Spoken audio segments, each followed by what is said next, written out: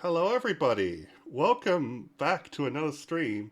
It's been a while since I've done a stream, but I'm here with my friend Archidove. Hello, hello. Hello, welcome. I'm so glad to have you. Oh, it's an honor being here. Like having a collaboration with someone who talks about Xenoblade X. Like Yes. It's our first collab, isn't it? it really is, yeah. Yeah. Well, it's great to have you here. So, everybody, today we are doing a Xenoblade X discussion podcast. It's something I've been wanting to do for a while, basically since Definitive Edition came out. I've really wanted like a chance to talk about this game with someone who really gets it. Archidove can be a bit louder. You're quite a bit louder. Thank you, Lobo. This is why I love chatters that tell me when my audio needs work. All right, I'll turn you up a little bit. Can you say something, Archie? Yes, this is a test. Can you hear me now, You Lobo? you are quiet. Let me see. Okay. Give me a second. Let me have a look at my settings. No. It's probably my end. You're at 100%. I'll just turn you up, I guess. So I'm hitting about 20 to 15. Say something now. Yep, is this all good now? Still quiet. Too loud on your end? Too Still, soft? I'll turn you up on my end. Let's go 200%. Screw it. Oh no. Well, that might be too much. I can crank up my settings a bit. Yeah, I mean, yeah, maybe if you could. I don't know. Yep, okay. Just a little bit. We'll get this sorted and then we'll get into the discussion. Is this a little bit better? Why is it maybe, you know what? Maybe I need to turn up Discord in my, yeah, that's what it is, my Windows mixer. Oh, there we go. Yep. Oh shit, yeah, no, you're really loud. Alright, we'll fix this. Alright, so, yeah, let's just talk, tell me a bit about your experience with Xenoblade X, Archie. Right. Just first of all, just mic check. See if that's all good on Yeah, the yeah, chat end. I'm doing it live. Just keep talking. It's good for my audio. Yeah. Okay. All right. So when it comes to my history of Xenoblade X, That's better. specifically with X. Okay. Nice. Thank you.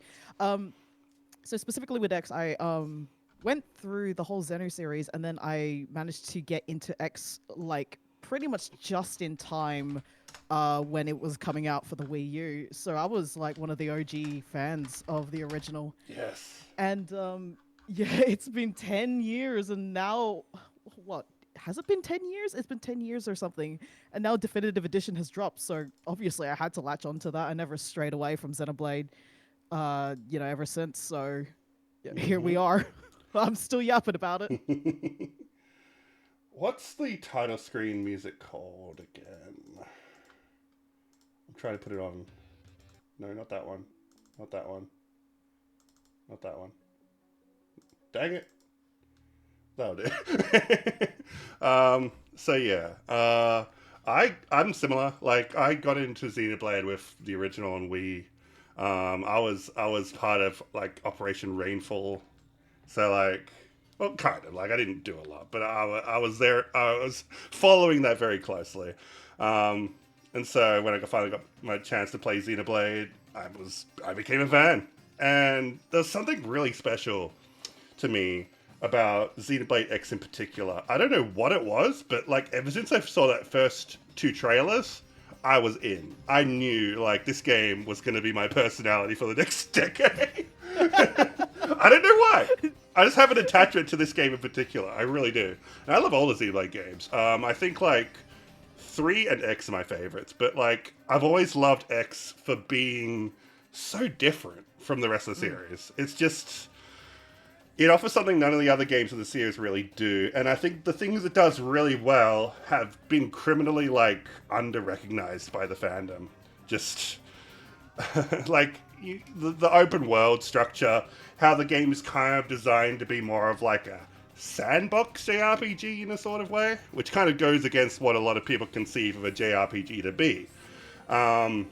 And when it came out, reviews are really mixed. There's a lot of people just like, I don't get it. Like, I don't get why I have to explore Mirror to continue like the main story. why there is so little main story. Like this story sucks. Like you see a lot of comments like that from the fandom, and I've like never really felt that way. When I first played X, it was like to me, I was seeing the huge open worlds in Xenoblade One, and I'm like, it'd be really cool if we actually had incentive to explore them. And X is all about that, it turns out. Like, the open world is the game. It's not just kind of an accessory. Um, and not to shit on one or anything. Like I said, I love the main trilogy. But the way that X is like an open game that you explore, that you kind of like find your own narrative in, I freaking identify that so hard. And it's something that I've always been, you know, tooting my little trumpet over since the game came out. I'm like, this game is an underrated gem. And so Definitive Edition was a great chance to like talk about this game again and like get more people into it because not everyone owned a Wii U when it came out. Yeah, absolutely. I think that's kind of one of the biggest issues in terms of the game's recognition is because it came out on the Wii U. Yeah, And yeah, so, yeah. like how many people bought a Wii U? They pretty much bought it specifically for Smash and maybe Mario Kart. Mm. And then like Xenoblade was already a niche. You know, one wasn't actually that popular on Wii due to its scarcity and whatnot. Hmm. And but you know, it was obviously like a really good title and selling point for the series for people who were into that kind of genre. But it was just, you know, I suppose the release on a console that not a lot of people had. It was just vastly different from previous stuff that people were into. It was just a combination of factors. And as you said, Mm. being on the Switch absolutely gives people the opportunity to revisit this. Yeah. And, you know, to be honest, I haven't really been following fan reactions that closely, but to me, it's just the same old, like, oh goodness, we're going back to Mirror, finally. Yeah, back home, baby. I feel Yeah. that. But yeah, I have been following the fan reactions quite a bit, and I do feel like people are warming up to this game. You know, since it's been 10 years since it came out, and we've gotten like two proper sequels to the first Xenoblade, there are a lot less people feeling that sort of like longing of wanting it to be like Xenoblade 1 that happened when it came out. People can appreciate it for being different and like for the things it does do instead of comparing it to Xenoblade 1 and like just being, it's not Xenoblade 1, it's bad, which was a huge sentiment for a long time. So yeah, like people are like really starting to reevaluate this game and give it its due. But I still feel like a sentiment that is still being combated against today is this notion that Xenoblade X has a bad story, which is something I really want to, you know, interrogate on this podcast with you because you're someone I was watching a lot of your streams playing this game, and I feel like you're someone that really understands what this game has to offer in terms of story, and that it's not just about those like few cutscenes that happen in the quote unquote main story missions, right? The story of Xenoblade X is the story you make through interacting with these characters. It's a story of New LA and, you know, surviving on planet Mira, and it is very much like it's about that open content that you explore through the sandbox. It's so much more than just the main story. Yeah, definitely. The way I see it, with Xenoblade 1, they were just trying to make a cute little RPG for the Wii because Monolith Soft was, I suppose, contracted with Nintendo to actually make a little RPG. And then I think it was Iwata who encouraged to put the Xeno title onto the game. Yeah, yeah, yeah. And yeah, and I see it as just a cute little narrative focused on a handful of characters and their struggles in a black and white journey to, I suppose, you know, typical JRPG. We got to kill God and happy ending. Whereas, Which yeah, sorry. arguably the new story content gets into a little bit. Oh we'll, yes, we'll talk more about that later because I want to keep it like relatively spoiler free for people who haven't finished the original. But yeah, like continue. yeah. And I see Xenoblade X as a bit of them trying to branch out with the exact opposite. So in terms of their thinking, they basically saw what they've done and said, let's go into the opposite direction. We see that we have to do a game for the Wii U. We have to capitalize on its features and it's multiplayer and it's online. So let's go into that. And they focus on, instead of an interpersonal story, they focus on the intrapersonal, where it's all about the Mm. connections with others just through people online, through Miiverse, Yes, yes, through yes. connecting with the NPCs in the game. It's all about exploring everything else instead of exploring you, because you know you, right? We are the player. We know exactly who we are, and that's why the character is a blank slate.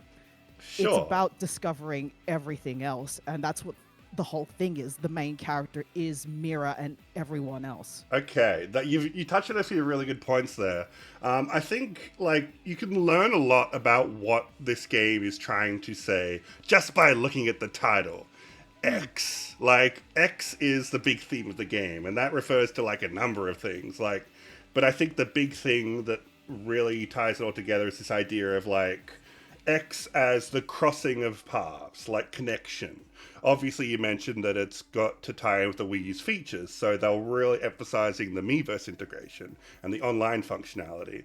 So, a huge aspect of the original game was just communicating with other players. It wasn't an MMO, but they're obviously limited by the Wii U hardware. Maybe they wanted it to make it an MMO. I don't know, but at the very least, like there was also this sense of like the unknown, like X is in like the unknown land. The world of Mirror is uncharted. We don't know anything about it. We are learning about together as players. We are members of Blade, literally. Like we are charting out this world together. You People complained when this game came out that it was really confusing and like there were hardly any tutorials.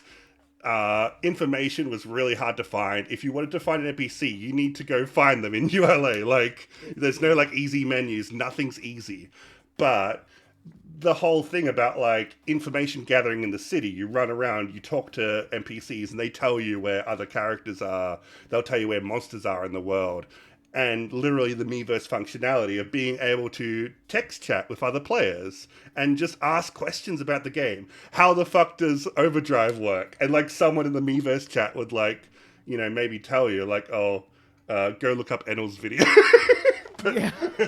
but like, Just YouTube it. but no, like seriously, there were like times where like I was just confused about stuff, and I'm just like, oh, these squad tasks, like what do they mean? What do we have to kill? Because that was like really vague in the original Wii U release.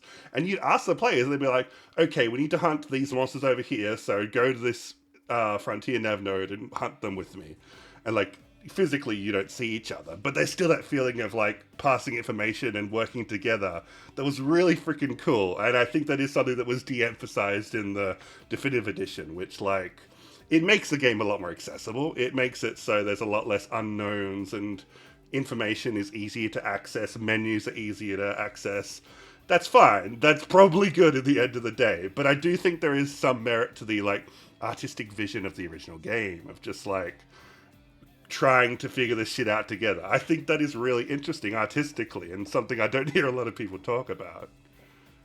Yeah, it's kind of difficult when you're considering what features were on the Wii U, and then considering what's on the Switch, and they had to think about like future proofing the game and Of what they course. had to implement in order to make sure that people are able to, buy certain items and certain skills, even if they're completely offline. Yeah, yeah, yeah. It's they had to, like, I suppose, cut a lot of the original vision to fit the game for future proofing, but at the end of the day, it is what it is, and well, that's what this podcast is for. Just comparing it, we still remember the original. We still remember. I was playing Xenoblade 3 music. No, I don't want that. um, but yeah, like and it goes into like the themes of the story too, like the whole idea of like Blade and New LA is it's this crossroads of people from, well, honestly, different like parts of Earth, like all come together on this ship, um, and then you end up encountering different alien races, and they all cross roads in New LA, and like it kind of becomes a place where everyone can coexist. And Xenoblade's always been about this. It's always like that's like the Xeno part of the title. Literally, it's like it's always been a series about examining like you know the differences between people, but how different people can come together. And share common goals and interests. And maybe it's an overly I don't know. Sometimes I feel like it's a bit like, oh, this is a very Japanese way of looking at the United States. But like that said, the game does have its fair share of social commentary about the United States as well, so it has a bit of both. But yeah, just I really like these themes in the game of just different peoples, different races coming together, intersecting, and the interplay between the species and conflicts that can arise and what we can do to solve them. A lot of the side missions in this game are about combating racism. Like, that's a huge theme in this game that they really want to hone in on. I just find it funny how the video has cut over to the girl party, where it's just all the races just having their little nightclub. That was intentional. I didn't know if you had control of that or not, but I'm like, yes, good. But this music is way too ominous. I need to change it. Shit.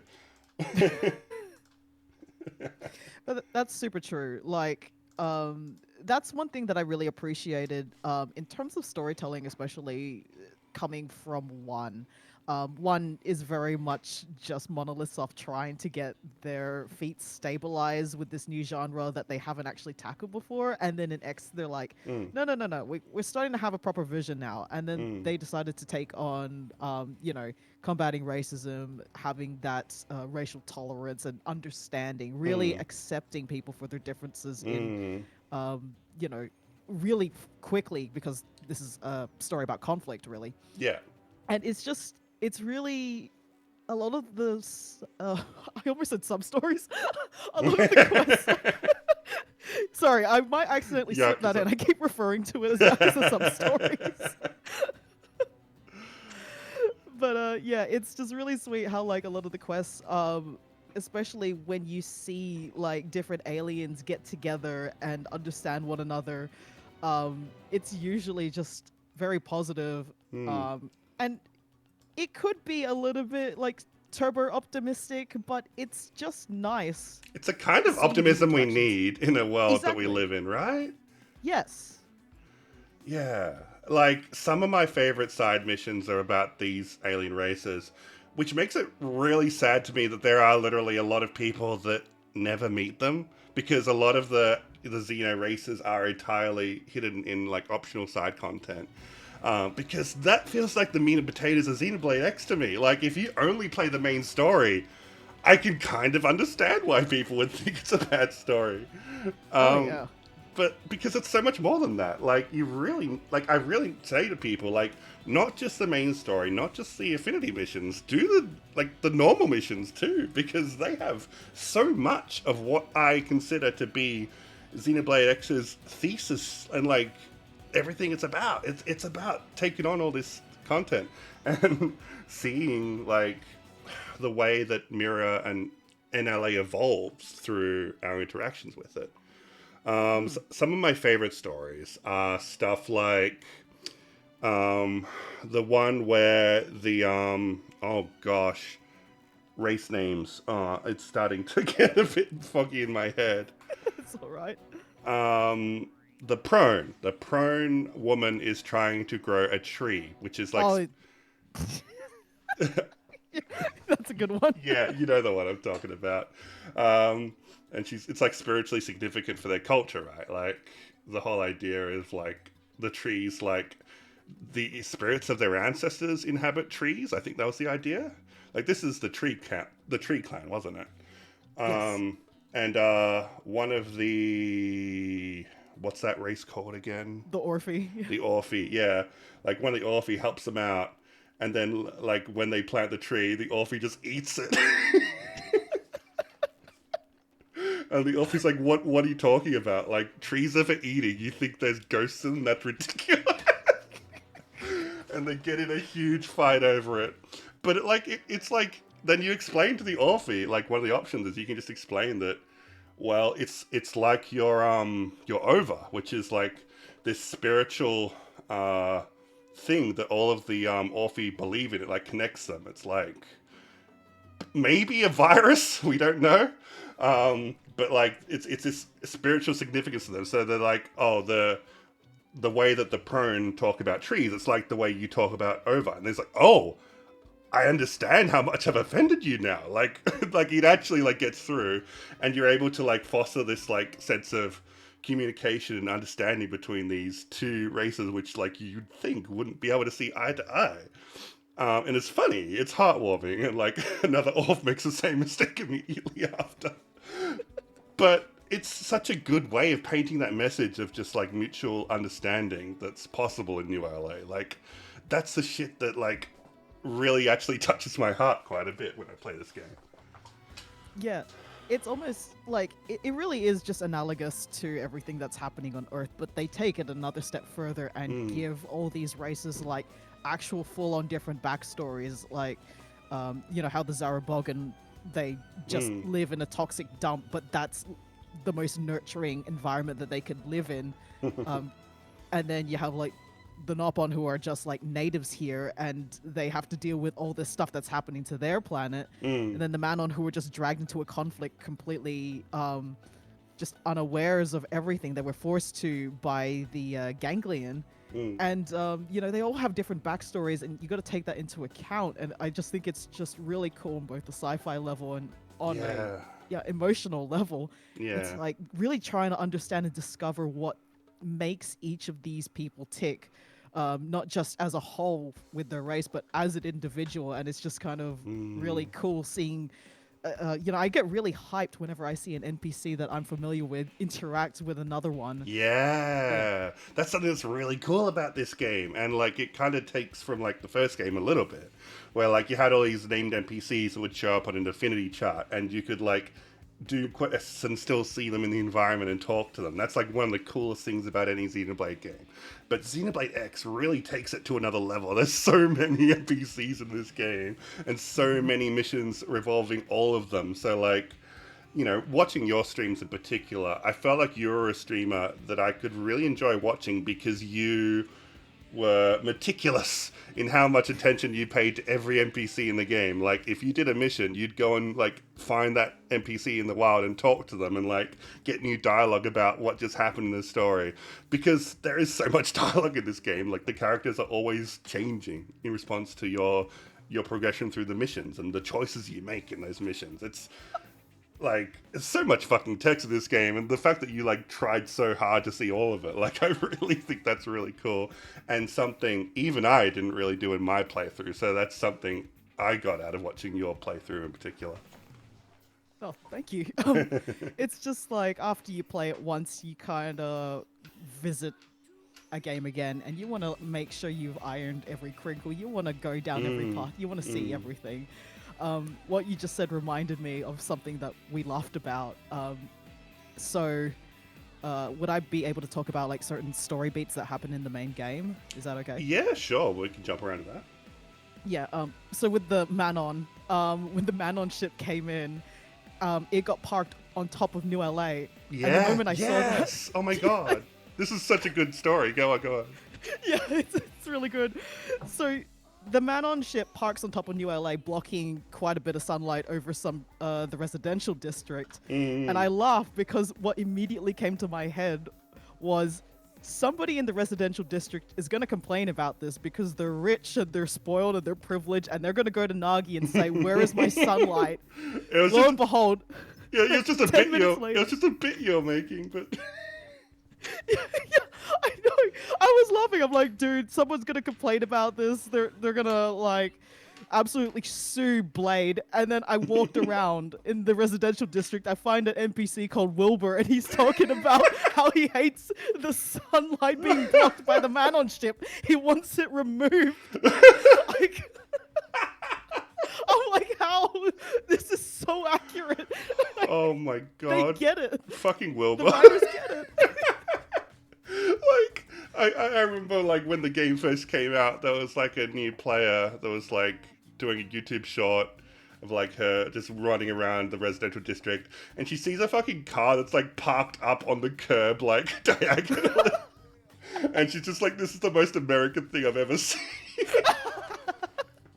Sorry, I can't remember the name of the streamer. But yeah, like just stuff like that. There is so much like environmental detail in this game. If you just walk around the city of New LA, and it's always changing. When you meet new races, they like start moving around and moving into the city and like forming their own little stories. Um, Oh yes, and absolutely. and you could just like learn about shops and stuff. Like it's insane how much detail is in this. Hello, Click Clack Girl, gal. Welcome, welcome. That's one of your friends, isn't it, Archie? It is. Yes. She's one of my mods. Yeah. Hell yeah. Welcome. Um, God, like, have you ever seen the YouTuber Any Austin? I don't believe I have. Okay, so his whole shtick is like he does videos like examining world detail in video games. Like he'll go around like Red Dead Redemption and like track where birds go and like their flight patterns, or like where rivers go in Breath of the Wild, and like seeing if it matches up with like real world hydrology. Um, and I really wanted to play Xenoblade X because I think you'd have a field day just like examining the world of this game. I know there was one YouTuber, and I wish I remembered the names of people because I want to shout her out. Um, she did a video. I might be able to find it. I think I remember what the video is called.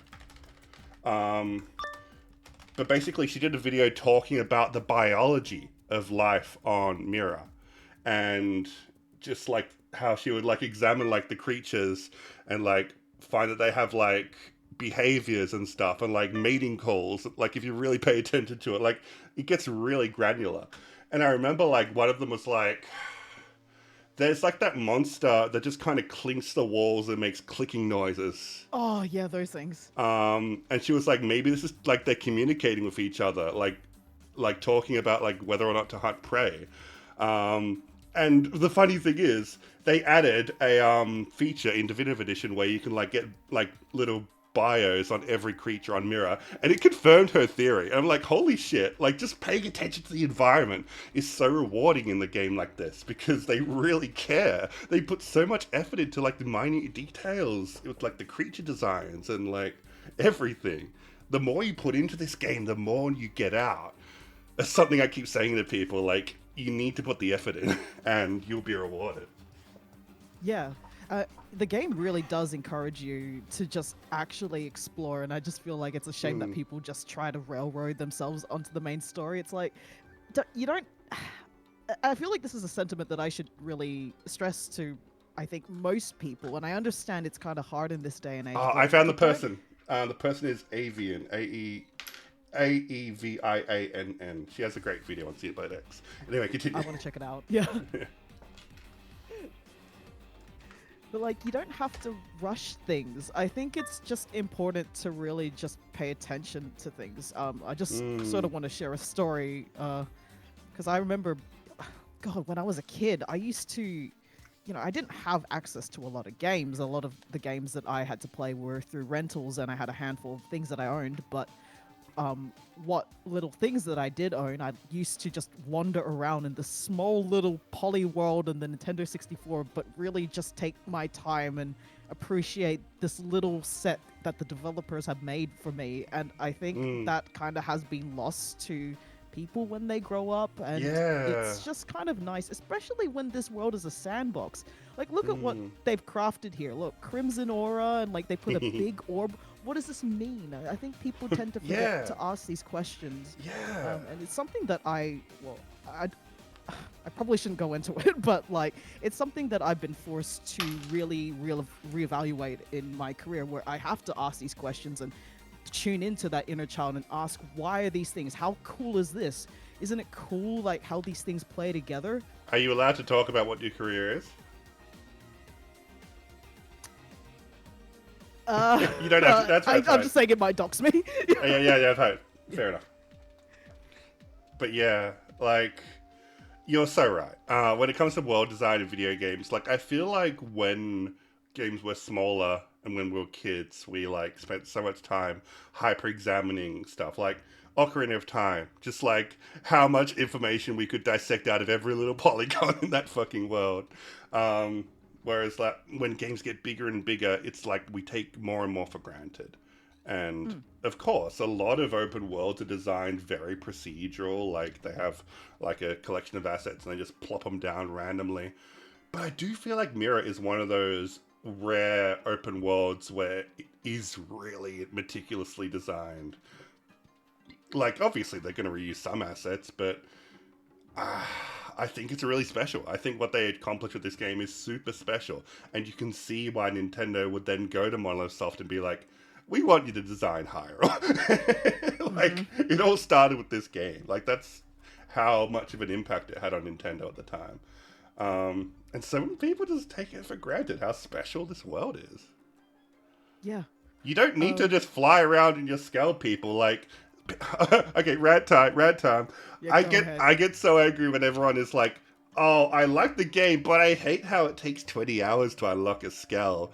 When my response to that is, "Fuck you! Enjoy the time you have on the ground," because like zooming over everything in your skull does not make the game better. I agree, skulls are cool, but the sense of wonder you get just walking around this world on foot, nothing compares to it. Like, it feels so much more immersive than just flying over everything. When you can fly over everything, then it's like everything, you're like tempted to just trivialize the scale of the world. Everything feels a little bit less big and a little bit less impressive. I love just walking through as much of this world as I could on foot, to the point where when I was playing Definitive Edition, I tried to leave my scale unlocking to as late as possible because I wanted to see how far I could get, what mountains I could climb on foot without getting a scale. I really tried to commit to that as much as I could. And I really enjoyed that because it helped me appreciate the world design that little bit more. Anyway, just wanted to rant about that. No, that is absolutely true. The moment you get a skill is the moment you just tr- you take it for granted. You're like, this is the easier option. It's right there. It only costs like what, a handful of uranium just to drive around and fly and whatnot. You are gonna take that option every time, and Yeah. it's just like you miss that wonder on foot. Like, I absolutely agree that there's so much more to see on foot, and you really pay attention, and you have to be so much more alert with dangers and everything. Yeah, And you're because like, monsters will just oh, jump out and kill you on foot, and that I've seen people complain about that too. Fuck you, Jim Sterling. Sorry, James Simply Sterling. Oh my god, like, yeah, just like people complaining that like the whole thing of like monsters being able to jump out and kill you is like a problem in the game design. And my answer to that is, bitch, use stealth. That's like you're meant to like be like, you think about where you're going and pay attention to like environmental cues. And if you see things that look like teeth in the sand, maybe don't walk over them. there's consequences to your actions. Yeah, and the game rewards you for paying attention to the environment. Yeah, absolutely. Like, it, you know, it rewards you for paying attention to the environment. I'm just thinking of that one Zedum in Noctilum, which is there for an absolute troll, but it's beautiful. Like, it's a funny moment, and just going back to the whole communication thing, I think it's funny to say to people, "Hey, go Yeah. over to Yep. Noctilum and go check out this thing. This is Yep. like a really cool landmark," and then they get blasted. I swear, this game, like, if it had like Dark Souls messages, like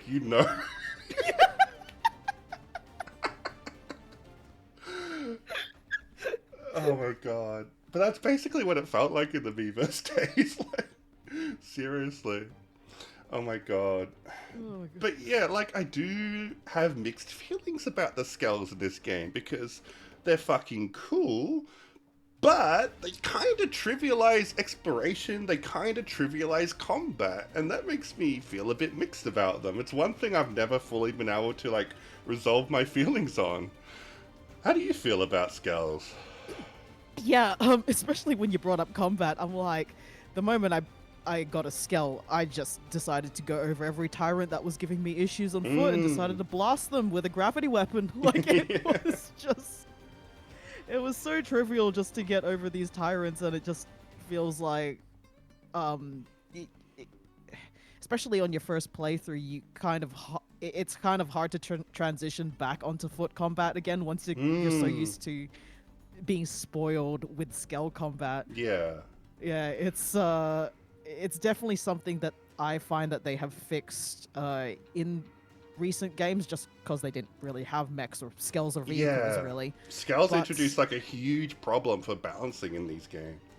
yeah, I understand why. I'm starting to think the reason why they never introduced like mechs in the other games is specifically because they didn't know how to properly fix out balancing, so they Yeah. just completely forgot it. Quite possibly. Like the closest thing we have are the interlinking in Xenoblade 3, Yes. and that's a temporary form that you take on and then it disappears after a while. Um, which does feel a lot more balanced than just like jumping in a scale, blowing everyone up, and the combat's over. Clink Clank Girl is saying, scales do kind of mess up combat balance. Larger enemies' damage output is balanced around scale HP, so fighting them on foot is an effort and a half, which is a problem when on foot combat is more fun than scale combat. It really is, and especially when you get into late game and start unlocking like overdrive and getting really like getting a build that can functionally like keep in overdrive forever. It's really fun. And there's not really any analog for that in Skells. Like you literally have like the overdrive, whatever it's called, the hyperdrive. I forget what it's called. Overclock, whatever they call it, in Skells. But like it's nothing like it. It's just a little buff you get that goes away on its own after a few seconds. It just feels underdeveloped. Yeah, and I would love to see like I'm not saying they shouldn't have Skells in the next game. I think they need to be rethought a little bit though. And I'm not sure how you solve that problem exactly. I don't envy the developers here. But like, yeah, it's just kind of like I wanted to offer that alternative take because I feel like everyone gasses up how cool Skells are. But anybody who's played the game 100% can tell you they're not perfect. Oh yeah. And I definitely don't think that the answer to that question is basically just put the same combat, but you've got different weapons and different animations. I don't think that's the right answer because you're just basically taking the same thing and then making it bigger. I think you need to absolutely have that distinction, but how they do it, maybe like Xenoblade 3, I don't know. That's something that I'm leaving game developers to figure out. That's not my expertise. It's not my job. But no one can deny that just being able to jump in a robot in the middle of an open world game is one of the coolest fucking things ever. Especially when we add in stuff like the Hresfelg and like cruise mode. Like, holy shit, playing that for the first time was the coolest thing ever. But yeah. Anyway, I don't want to talk too much about game design and stuff here. This podcast is mainly to talk about the story. Right. But yeah, I don't know. This game is a game of multitudes. It has so many things which make it like my favorite game of all time. And there's a few things which I'm like, oh no, that's just kind of bad.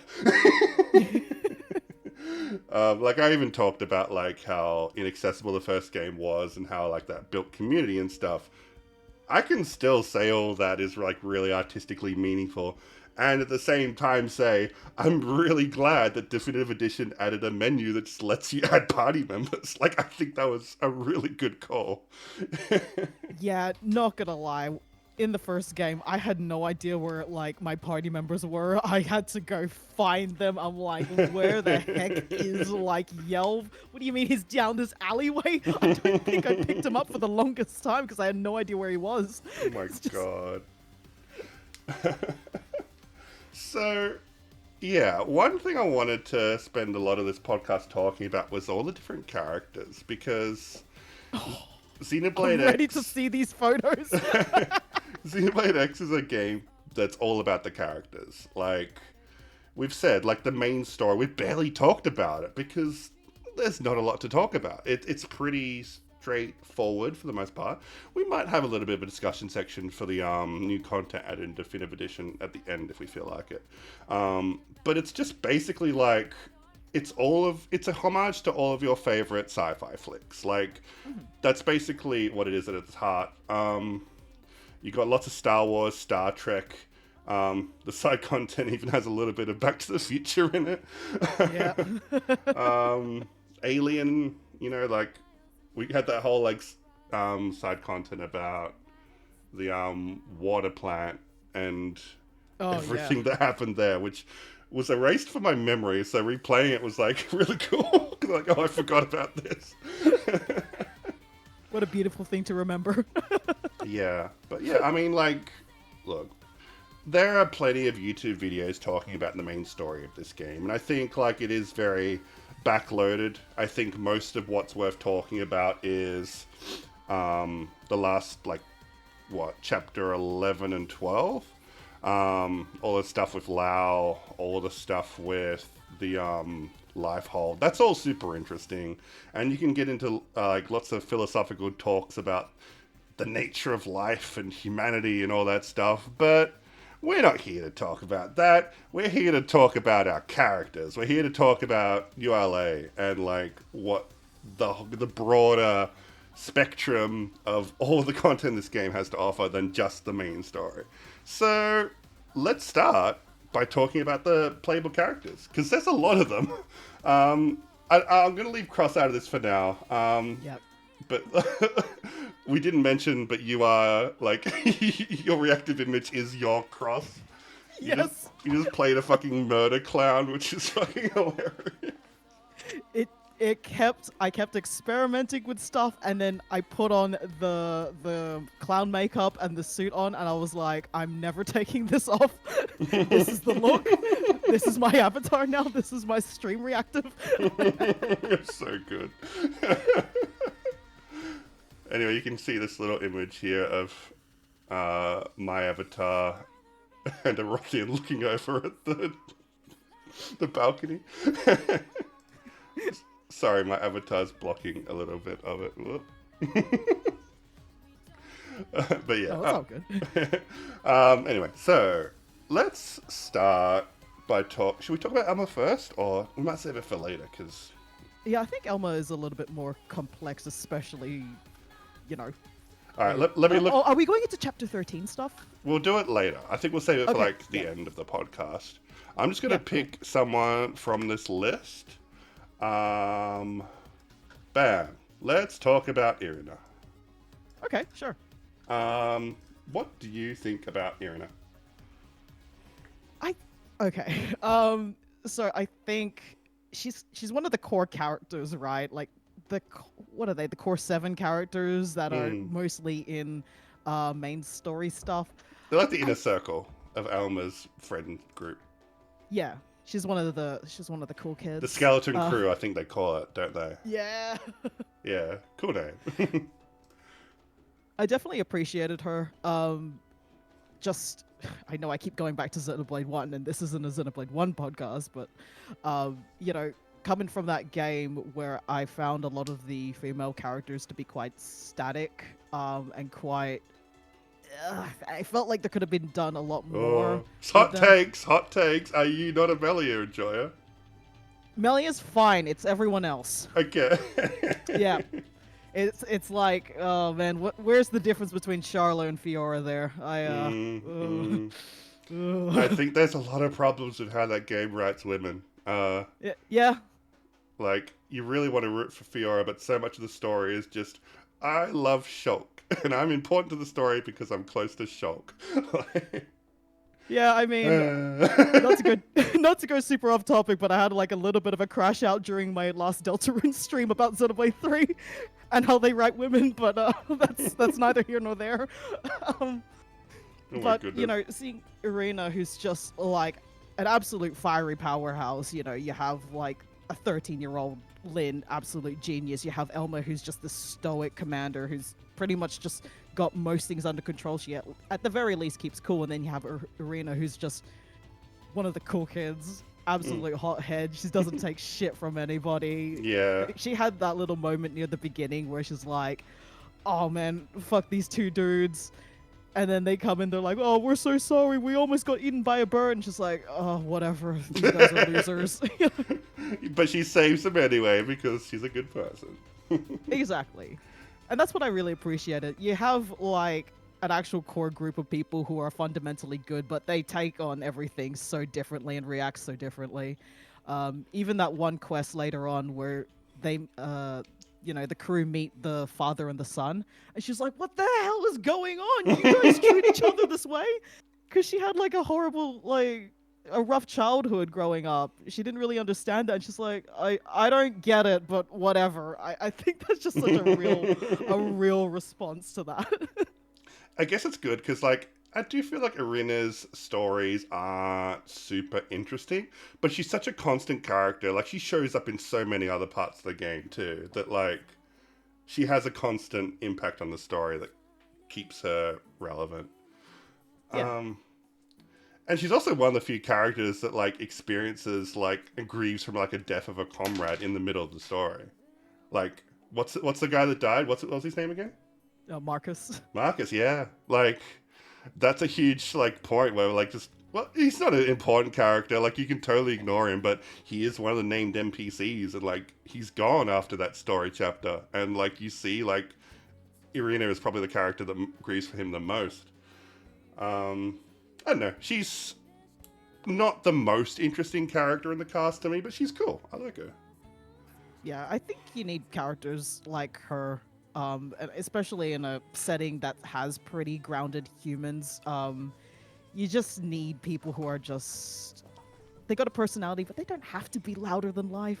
I You think can that's just appreciate something. them. I Yeah. think that's something we're gonna like really hammer in here. I've seen a lot of people, a lot of my friends even, that would say that Xenoblade X has really weak characters, and I don't agree with that. I really don't. I think like Xenoblade, like the mainline series, is definitely has the loud characters, like you said, like the characters that are hogging the screen time every time they're on. They're very dramatized. Whereas like characters in Xenoblade X are just ordinary people in an extraordinary situation.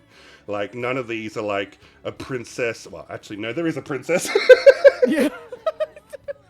We'll get to her. Shit, I was trying to make a good point, but it's Don't like say Prince because that. okay, sure. There are some characters that are extraordinary, but a lot of these characters are just ordinary people that they represent the everybody, the everyman, every woman. And like I think that is really important in a setting like New LA. You need characters that represent the ordinary people because that's what this is. It's not like a bunch of like heroes and like, you know, people with grand destiny. It's just people that were like ripped from Earth and have to grieve. And like Erin is like one of many characters that represents like how people cope with that. Yeah. And just based on what you said, I and people's reactions to the characters in this game, I just keep thinking, well, why would you judge one narrative more than the other? Like, why does something that has like extraordinary, colorful characters and extraordinary plot be automatically ranked better than something that is more grounded and more realistic and Yeah. maybe even just like a place set in one room? Yeah. Why would one be automatically better than the other? Mm. There's other ways to measure what makes things good and what works Yeah. other than like how fantastic these characters and setting is. There's other ways, and I think that people gets are me, like yeah. I love JRPGs, but sometimes I feel like people have JRPG brain rot where they can only like conceive of stories in like a certain way. Like Xenoblade X is not like Kingdom Hearts, therefore it is bad. Yeah. Whereas sometimes I think Xenoblade X is more comparable to like a sci-fi TV series. I think Yeah. that is a more better analogy than like Kingdom Hearts. They're like very different ways of telling stories, but neither is more or less good or valid than the other. But yeah, like Lobo said, subtle writing is lost on less subtle people. Hot take, but fair. Yeah, it's kind of it, isn't it? Yeah. Sorry, do you want to have anything else to say about Irina before I move on to the next character? Yeah, I think I pretty much just we've already talked about like the core issues and like what she's all about. I think she's pretty cool. She's a That's it. she's a well written female character, and that's like kind of rare in RPGs. Yeah. Honestly, yeah. So yeah, good on her. Let's talk about Gwyn. I got this picture of sad Gwyn. He really is sad. Oh my god. Oh, the music just changed to the fucking sad choir too. Oh my god. Gwyn. And yeah, talk about like a representative of the everyman. Like, Gwyn just feels out of place sometimes. But yeah, there's something very like lovable about that. He's just an ordinary dude trying to take care of Irina how he can. He's a little bit out of his weight, out of his depth. Sorry. Often it feels like Irina is the one taking care of him, but I think there's a little bit of a like masculinity thing, like his male pride or some shit. But I don't know. I think a lot of us just like that familiar relationship and like that feeling of debt he has to, was it his brother? It was Irina's brother who was the one that died on Earth again? Yeah, that's correct, yeah. Irina's brother, yeah. So like, yeah, he feels a bit of debt over that and like wants to keep Irina safe for the sake of their lost family. But yeah, like, you just look at these two and they're just brother and sister, even if it's not by blood. Like, that's just how they're written. I don't know. I think it's wholesome. I think it's sweet. I think Gwyn is a bit of a fail boy. I can't imagine him anything else with this picture. It's a very fitting picture, unfortunately. What do you have to say about Gwyn? He just reminds me of a character from Xenosaga, but he can actually fight. But I think he also has a lot of similar, I suppose, writing stuff, writing blocks, which makes Irina like pretty cool. I think they're basically made of the same material.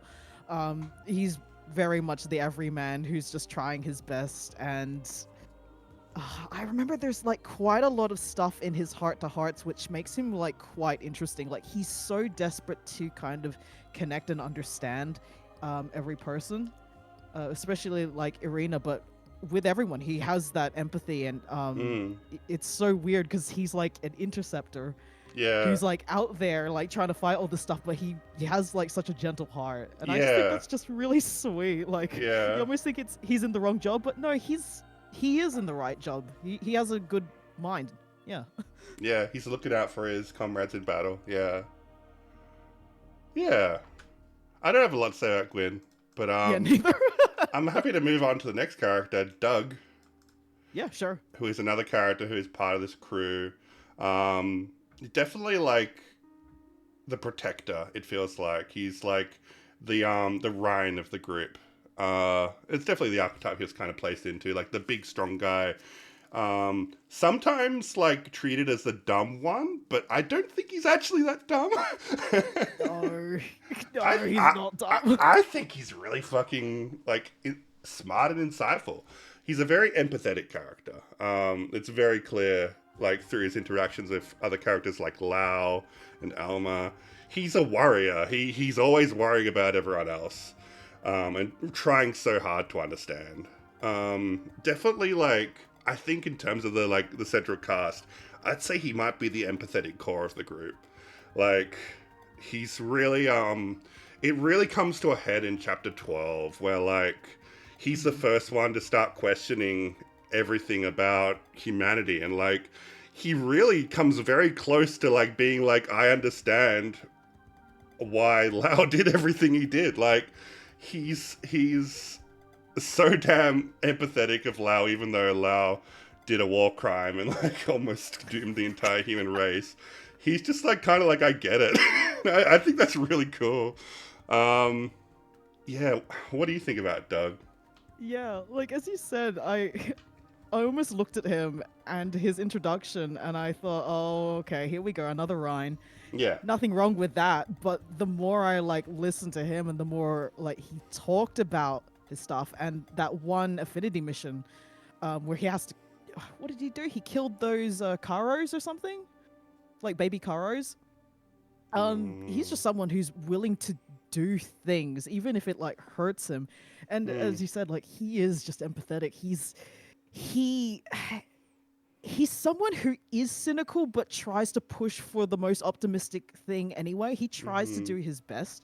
you can see those slivers of doubt throughout his dialogue and how he just kind of hates the situation that he's in. Yeah. There's a reason why he just spent his money on like a flashy car because he's got nothing else to his life. Poor And I'm guy. just like,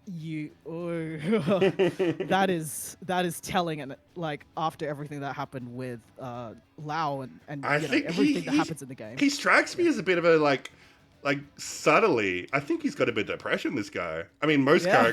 most characters in Xenoblade X probably do, but I really feel it with Doug. He feels like a sad dude. And I want to give him a hug. Yeah, he needs it. He earns it, honestly. Yeah, yeah.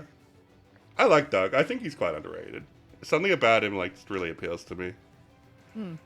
I Um, think a lot of people just overlook that. And I'm just like, this is someone who is actually particularly deep. You just gotta look into it and pay attention to it. and he's pretty much Lao's best friend. So like, if you care about Lao, you have to care about Doug too. Yeah, they're a unit. Yeah, yeah. God, maybe even now I'm starting to feel like, ooh, gay coded. Is he? Yeah, I mean, Is he into Lao? Maybe. I saw that last heart to heart. I was reading between the lines. I'm like, maybe. I can see it. I can see it. Okay, who else can we talk about? I guess let's talk about someone who's not part of the main group. Let's talk about HB. HB's an interesting one. He's so we start getting into characters that are like very much unrelated to the main cast. They don't even show up in the story at all. It's just kind of like optional party members. HB's introduction is very stereotypical, like intellectual type you want to punch in the face. And to an extent, that is what he is. But I do think the game really goes out of its way to make him a bit more endearing. Like, it's said that like he's really gunning for the position of, you know, he wants Vandam's job. He wants to be like the commander of the military. And not out of like, and you think like, oh, it's just a grab for power. But like, no, like he genuinely really cares about people. He like, that's his big motivation is he's like, he wants to like protect people and make everyone's lives easier and safer. When you learn that about him, it's like it kind of paints him in a new light. Still like a bit of a prick, but his heart is like surprisingly really in the right place. Like he's a genuinely empathetic individual despite everything that would show the contrary, make you think the contrary. Yeah, when he gets introduced, it's so comical. Like it's so over the top. Like why are you so mean? Why are you such an asshole? Yeah. And then you get to his last Affinity mission, and you basically see that facade just completely being ripped away, where Yeah. he's just really honest, and he's like, "Yeah, I know I'm not good enough for the job, but it doesn't mean I'm not going to stop trying. I am doing this through through merits. Like Yeah. I'm trying my best. I'm getting down to the nitty gritty of stuff, and I'm getting my hands dirty. That's what's important, right? Yeah. So I'm just gonna do it my way. I'm gonna go for that position. I know how to fix this, and like I commend him for that. I just Yeah. respect him by the end of the game. I really love his dynamic with Vandam in that last Affinity mission too, where it's like he thinks Vandam hates him. Like he really does. Because of course he's gunning for his job, and he's like a polar opposite to Vandam in every way. But like you actually see, Vandam respects the hell out of HB. Like he wants. It's almost like he wants him to raise him as a successor, in a way. Like I'm not going to give you this job easily, but like I do believe like maybe we can mold you into like a perfect kind of leader that could actually take on my job. He relishes that opportunity. I think that's really interesting. Yeah. And it's, I suppose it's sort of like the male pride, just like not really addressing the issue, but like, you're gonna be better than me, I guess, but do 100 push-ups first. Yeah. There's a little bit of that. But I do think, like, there is a surprising amount of maturity from this character, and maybe even a little bit of character growth as we go along. Like, a lot of what seems to be selfishly motivated is not. And that makes him a lot more interesting than the stereotypical intellectual type, intellectual perfectionist that he makes himself out to be. I don't know. I think that's a cool way of doing that character. I appreciate it a lot. Yeah, it's just, I suppose it is just taking the established dynamic and flipping it on its head, but it just works. And I think, oh goodness, what's his voice actor? I Let me think let me I have a think look at it. I think New Ireland needs characters like this. I think that's like an important part of the ecosystem. Yes. Oh yeah, absolutely. Especially so, like, how many people have like so much pride and are just a little bit snooty like that? I Mm, think it's basically only HB and maybe one other person, but it's necessary, and I like the dynamic, and you just grasp onto him by mm. the time you're done. I suppose that's another thing. Is like Xenoblade X has so many playable characters because everyone represents a different part of humanity, a different Yeah. part of the people that have been left on this ship, and the diversity of people too. Though I do wish we had more non-human party members, but Absolutely. I think the main reason that we don't is because of technical reasons. Like Yeah. they don't want to do armor for all those Xenos. I think that's the main reason, which is a little sad. Hopefully another game. Yeah, yeah. Um. Yeah, I don't know his voice actor. I'm sorry. Oh yeah, sorry. DC Douglas. I don't know, just something randomly I wanted to mention. I got him to sign my copy of Xenoblade X, and he commented, Aw, "Oh yeah, that's right. He's the asshole." that's so good. I didn't mention it, but this game has some pretty good voice acting. Oh yeah. Some characters are a little hit and miss, but I think on the whole, it's very good voice acting in this game. And HB is definitely one of the good ones. Yeah. Really sells the character. Next, let's talk about Yelv. Uh, Yelv is Sorry, go ahead. I know what to say about Yelv, but you go first. it is sure is disappointing that we never got a conclusion to his story. Yep. Hey, Fisherfish, welcome to the stream. Welcome, welcome. Yeah, I mean, like, our first introduction to Yelv is pretty funny. Like, he seems like a fucking asshole. But he's just kind of an idiot.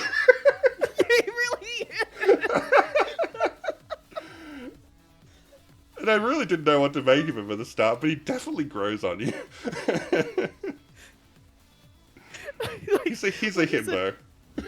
Oh yeah, absolutely. I just wanted to share like one of the heart-to-hearts that you can have with Yelv, where he's talking about like trying to rizz up some women, and then he just starts shooting in the air and starts scaring them. It's like, why didn't that work? That works in the movies. I Oh don't my get it. god. Why are you like this? But there is a darkness to Yelv because we learn, like, if you finish all of his affinity missions, I guess this is a spoiler. Spoiler warning, I guess. I guess we'll talk about it.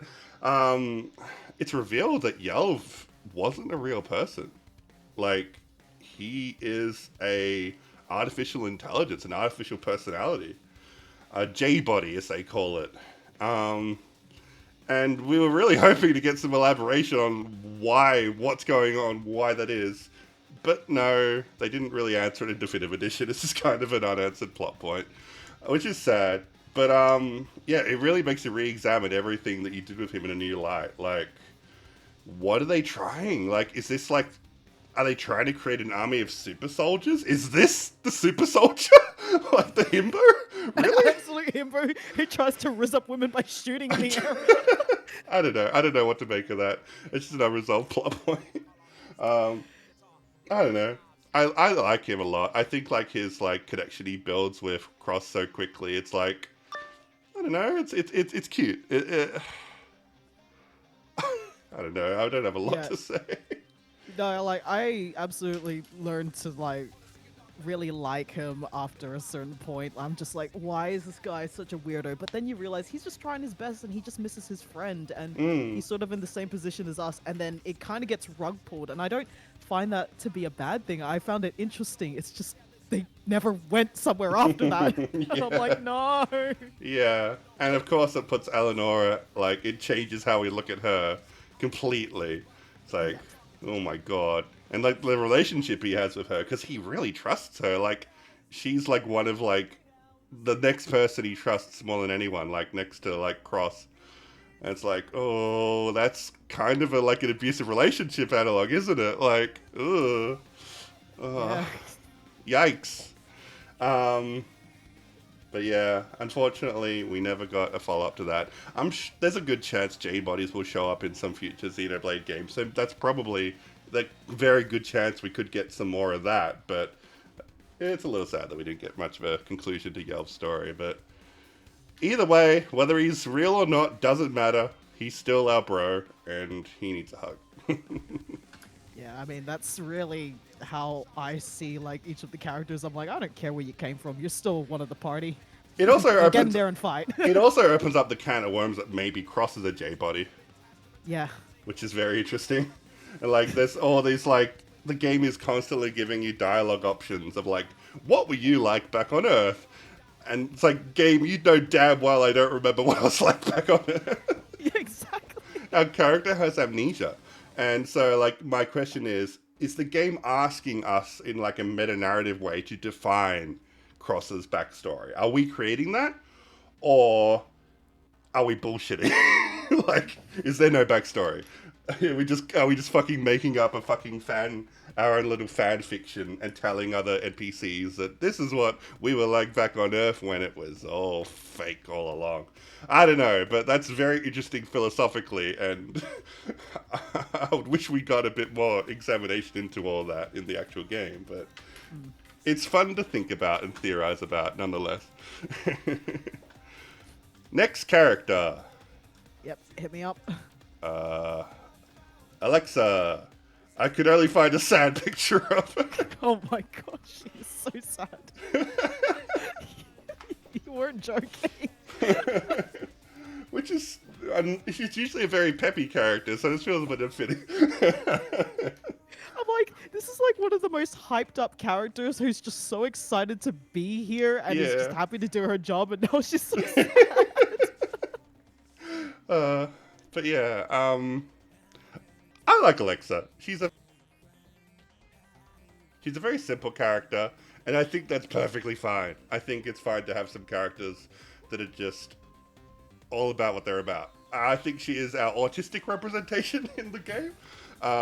She is hyper fixated on Skells to the point where like there's like relationship drama, and another character thinks that like she's trying to steal her man, but it's like, no, I just want to look at his skull. The girl does not care about romance. She might be asexual. I was gonna say she's totally arrow. Yeah. And I love that. I thought that was just a really cute scene, and just like she's so simple, but like we love her. We love her passion for Skulls, and she's living her best life here on Mirror. I'm all about it. Yeah, I mean, I wanted to say that I don't. On one hand, I think she's one-dimensional and we need it, but on the second hand, like she really does care. She just has such a fixation on Skells. She doesn't really like, care about anything else. But she does care. Like if it's getting in the if it's getting in harm's way of someone else, or it's like actually destroying other people's relationships, she's like, oh no, please, I'm just doing my own thing. Don't ever let me interrupt you and what you're doing. You do you. Yeah. I care about that, but let me care about my skills. Yeah. I just think she's very wholesome, and I like her. Like you said, she's not deep, but that's fine. I think she's like, I think she offers some good representation and diversity in the cast. That's nice to see. Yeah. Yes, I think that's basically what it is. Where you have someone who is just, I suppose, a little bit depressive and has a pretty dark backstory. You have Alexa who has, pretty dark stuff going on in her affinity missions, but she's just happy to be here, and you need to have that balance. You absolutely need to have it. Absolutely. All right. Why don't we talk about Fog? What do you think of Fog? Okay, so when we were doing when I was doing the I affinity guess missions, I'll throw in Fry here too, because you need to talk about them both. yeah, they're kind of a unit. I was gonna say. Yeah. So when I was doing the affinity missions, I mostly stuck with Fog. So I don't really have a lot to say on Fry, even though I really like Fry. But Where the hell's my Oh yeah, that's right. I had that. 1 second, please. oh good. Uh, yeah, there's Fry. Yeah. Drinking it up with the pals. There we go. Yeah, I found these two to be very fascinating just because you have no idea what's going on between those two in the first place. Going into it for the first time, it's like, what is going on here? Why are they? I suppose you have to pay attention and like actually actively try to put them in the same party, but it's like, why do they clearly Yeah. have beef with each other? And Yeah, it's like the game oh, refuses to let you put them in this party together. Like, yeah, and it doesn't tell you why at first. You need to piece Yep. that together through context clues. even just looking at their faces, it's kind of like I wouldn't have been able to piece it together aside from like their hair color. But By the way, they're after siblings. We didn't say that. yeah, And they got beef. yeah, it's just like, what? Where did this come from? And you kind of get invested into like their family history. And I'm not gonna lie, at the end of the heart to hearts and the affinity missions, you kind of feel like you're the third sibling. Oh my god. Have you ever like become friends with like two siblings and like you have to like be like a third wheel in their relationship and like I don't know, maybe you haven't. I've definitely felt that before. Yeah, not yet. I can say not yet, but I can see it likely happening. Or in just the like, you know, future. having to mediate between two siblings and like be the mutual friend they both have. That's what it feels like. Yeah, it literally is. Yeah. Yeah, because, yeah, so they're like totally opposite characters. Fry is, well, he's characterized as an alcoholic. That's his thing, right? Fog is terminally socially inept. Like, I guess this is our other autism rep, now that I think about it. Yeah. And it's kind of annoying. Like, just like the way like he just like does not understand human communication and like will just like stand in silence for ages, just like lost in his own world. But it is kind of endearing too. But like, yeah, like they just like, you know, Fry's like a blowhard drunkard. Fog is incredibly like what's the word? Quiet. Foggy. I was gonna say reserved, but yeah, sure, foggy. That works. And you wonder, like, what could Fog have done to piss Fry off so much? And it's not like Fry hates anything about Fog inherently. It's like mostly a misunderstanding through family drama, and Fog is bad at communicating and standing up for themselves, so Fry just assumes the worst about like what they did. And so like there is like actual development because like we said at the start of the game, they don't want to see each other at all. But once you progress through their affinity missions and you eventually get them to talk and like actually make up, they become friends again. And their last like affinity mission is together, like working together as a family. And it's so fucking good to see actual character development like that. Like there's character development all throughout X. It's kind of its big thing of like doing missions and seeing characters develop, but this is one of those instances where you really feel it because they're both party members and there's a tangible effect on the gameplay. It's really good to see. I love watching stories of like family members make up in a video game, and just seeing that happen in real time is so rewarding. It's Yeah, good. It's really good. Especially when, sorry, yeah. I'm just saying, it's good shit. Yeah. I was gonna say, especially since they're like, you meet them both independently, you find out they're brothers, and it's like, oh, wow, we actually have family, like actual blood family Yeah. on like the hireable team. That's awesome. Not dead family, living family.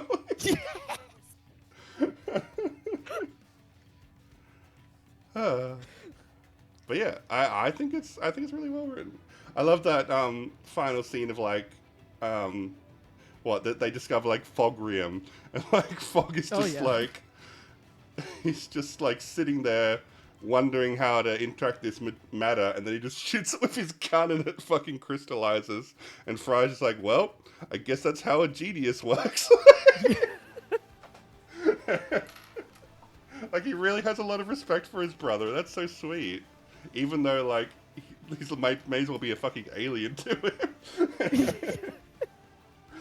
His family, I still love him. Yeah, it's really cute. Like, I don't know. I could gush about them a lot. I just think it's really well written, and it's really satisfying.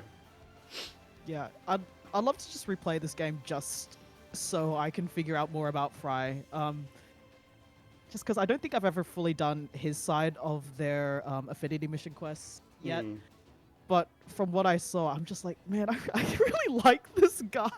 I mean, he's like a chronic alcoholic, but he's got some demons and like I mean, that he's battling with inside. I feel yeah. bad for him. Like, he doesn't need another drink. He needs a hug.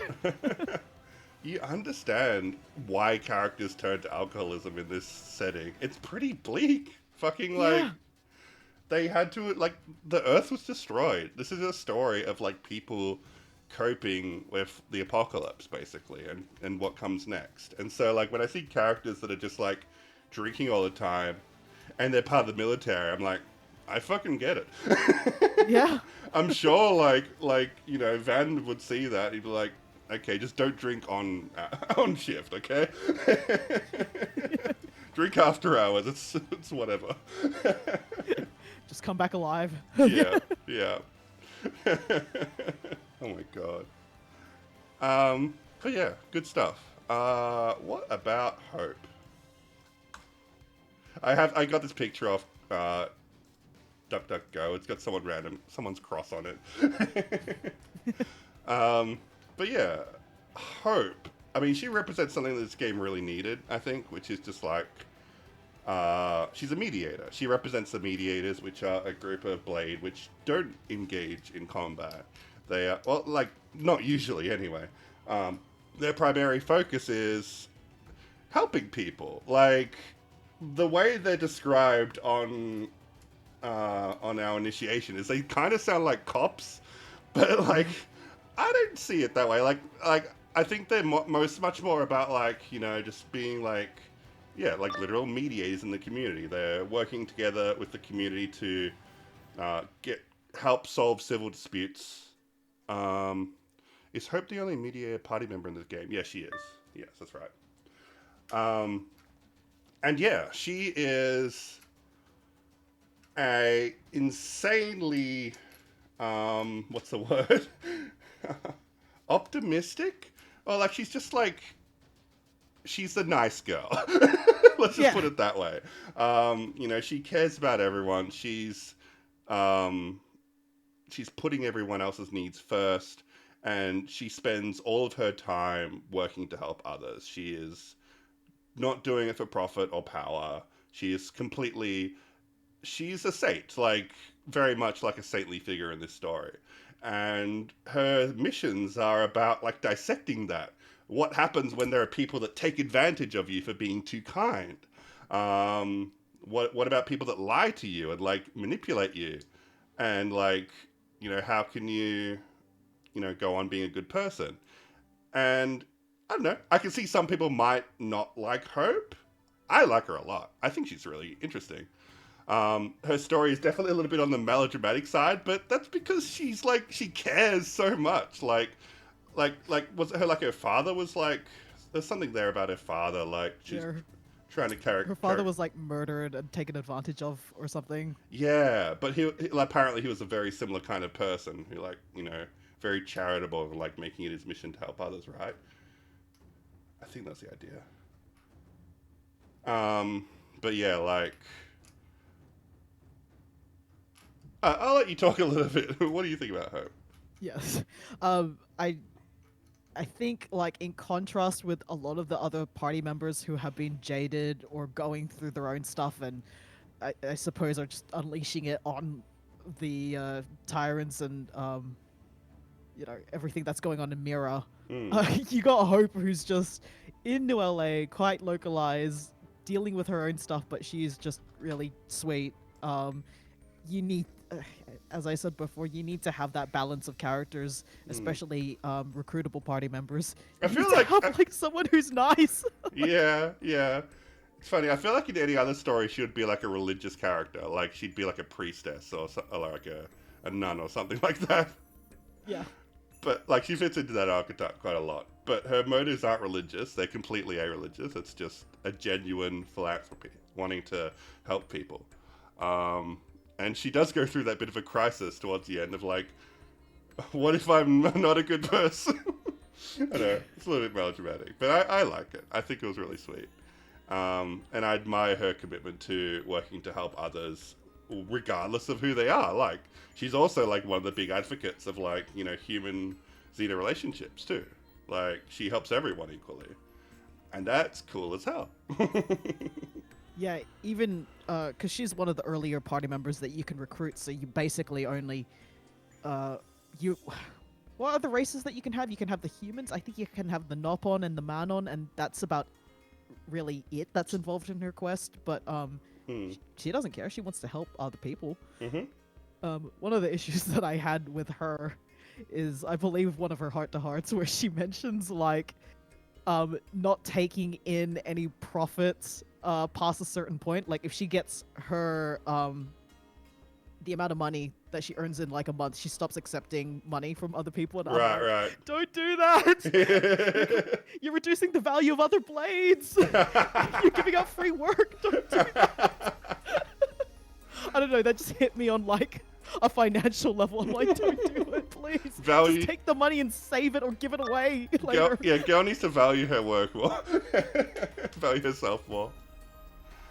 Shout out to getting Hope pre-Chapter 5 and having to go all the way to Coldross. Yeah, that's kind of weird, isn't it? I don't know why they did that. But yeah, that's like the only part of the game that forces you to go to Coldross, like, early without a skull. It's just like, okay, I guess I'm swimming across the ocean. She's worth it. Do it for her. Yeah. There's a really good Photoshop meme in there somewhere.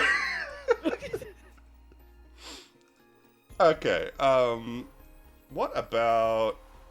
Oh, what about Murderess? I like this outfit this player gave her. It's beautiful. What do you think of Murderess? I think she's very interesting. Very much like a larger than life character. I did not expect her to keep roping in Irina into all of her crap, but I found that interesting. Kind of similar to the whole Fry and Fog dynamic, where two party members actually have an established relationship. It's like her and Irina had, like, they grew up together.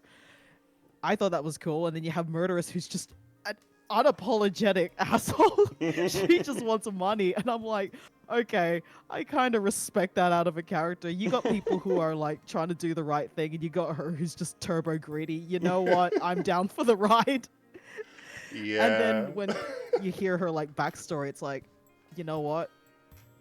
I want to see her succeed. I want her to get her family name back.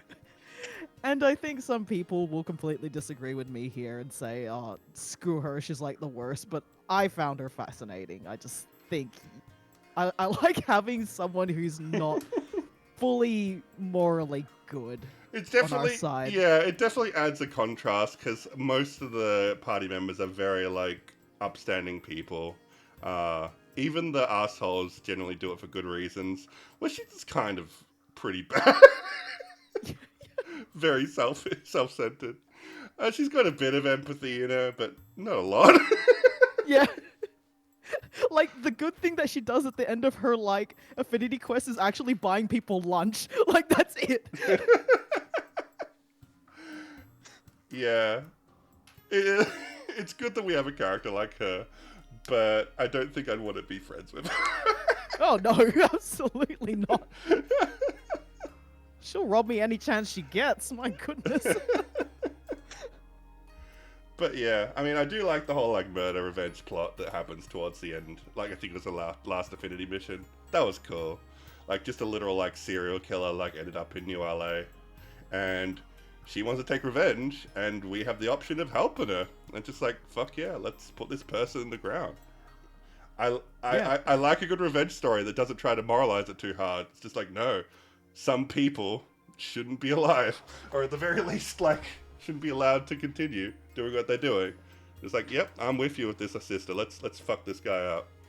It's good to see. Yeah, it's like if the story or the game makes me question that, it's like, no, they need to be stopped and they need to be apprehended. Please let me end this once and for all. I don't care. Yeah, we're not gonna like redeem this fucker. He's just evil to the core. Yeah. Yeah. In that case, that's one place where I'm like, yeah, I'm siding with you on this one, Murderess. And really, like, she took on that name just like to to basically just like create an image. Like, you probably remember this better than I do. Yeah, she like developed the whole like personality. Well, not personality, but she developed that whole uh notoriety as the murderess to really just try and draw that guy out. Yeah. Yeah. Clean girl. Something else. Oh, sorry, I'll let you go on. I do wonder how Murderess gets away with all the shit she does. Her first quest literally has her backstep you on a mission. Why can we just not go to Vandom and go, hey, that bitch crazy? Can Blades just not get fired? Yeah, I don't know. I think they must have a lot of tolerance for bullshit at Blade because, like, well, we're not getting any more recruits. I mean, they keep dying. Yeah, we kind of got to keep who we have. It's either that or we get 20 more Yelves. But it also feels like you see like her interactions with Eleonora, and Eleonora is just like completely in control the whole time. It's very fascinating. Oh yeah. Eleonora as a character is just like, she's always in control in any conversation. And like she's always like very pleasant and like, you know, very good customer service, you could say, like always smiling and cheery and happy. But we know from Yell's story that like she's got a lot going on. Like she's managing a very tight ship and she has a lot of like skeletons in her closet. So she's like very ominous when you look back at like her interactions with other characters. Like, this girl's like a master manipulator. Yeah, she's got her hands in everything, and it's just like, I'm scared now. Yeah, she's kind of terrifying. But I guess it's kind of a like, it's doing the whole like Adventurers Guild receptionist thing that you see in a lot of like animated stuff. But like, when you really think about it, that job must be very demanding. Having to like, you know, interact with everybody and like make sure everybody is like on the same side. That she could even like handle people like Murderess that are like causing so much trouble. Yeah, it's very interesting. So I'm rambling a bit. It's all good. One thing I wanted to mention about Murderess's stuff is I actually found it really surprising how her affinity quest actually answered a lot of my questions about like the Orphe. I was like, wait, what? Because Remind me again. How do I word this? When the Orphe landed, there was like 7 of them, and I think 5 went back to 5 tried to go back to New LA. One of them dies. One of them died and became sucked into the Visagels, and the other one still stayed with the Ganglion. Right, and that was Murderess's mission. Sorry? Yeah, that's right. Yeah. Yeah, Murderess's mission was to hunt down that Orphe traitor, and she just shoots him. And I'm like, oh my goodness, like, this is a weird way to tie in, like, all my questions about the Orphe lore. Like, I actually have to go and hunt down Murderess and do stuff with her. Like, oh my god, it's just all weaving and connecting together. Okay, now this is kind of a tangent, but you've brought up something really interesting here. A lot of people I've seen complain about quest requirements for certain content. We'll talk about Mia in a moment, but like her whole thing is like, you basically got to do most of the side content in the game before you can even unlock her. And Murderess, like to do her affinity missions, you need to do heaps of side content. And the reason for that is because the game is building a story, and every side mission adds to that story. They're all like sequential and have unlock requirements because you need to have interacted with these characters and races of species of Xeno, and seen like how different factions form and splinter. they all build on each other. Like, these side missions aren't just one-off things. Each side mission leads into events that will happen in other side missions. And so we see, like, Murderous's affinity missions are very tied to all these side missions because that's how they wrote it. They wrote her to, like, intersect with, like, this story of the Orphe. And I think there might have been some Definian stuff in there as well, if I remember correctly. I don't know. But the point is, yeah, like, I understand the criticism of, like, unlock requirements for stuff like Mia, but you gotta realize there is a very good reason for it, and it's because this story and the stories in this world all build on top of each other. And I think that makes them a lot more compelling and interesting. They don't just feel like one-note characters that only exist for a mission. You can do one mission, and a character you met, like, 20 hours ago shows up, and interacts with the story because of what you did with them earlier. Like, I think that's such a cool way to write, like, side content in an RPG. I think it's insanely cool, and doesn't get nearly enough credit. Yeah, like, I don't think every party member should just be fully accessible, especially in a game that has, what, 20 something plus party members. Like, Yeah. not all of them have to be written equally and be openly accessible. You kind of have to work for some of them, and Murderous is just one of them. And it goes back to oh, my voice. It goes back to what I was saying about the more you put into this game, the more you get out. And I really always encourage the people, try to go for that 100%, because, like, you will get a lot out of it. I don't know. I just think that's a very common thing with this game, is people complain that Xenoblade has bad writing because they only experience like 5% of it. Yeah, it's just like, maybe you complain about the bad writing once you've at least gotten like to 95%, man. Like, let's you kind of have to see the whole picture before I feel like you can make a proper judgment. Y'all are lacking in whimsy and appreciation of, like, gradual story development. Like, and the themes that build up between all this side content. Oh, it's wonderful. Anyway, enough ranting. Let's talk about who will be next? Let's talk about Bose. Yeah! Please put up the image.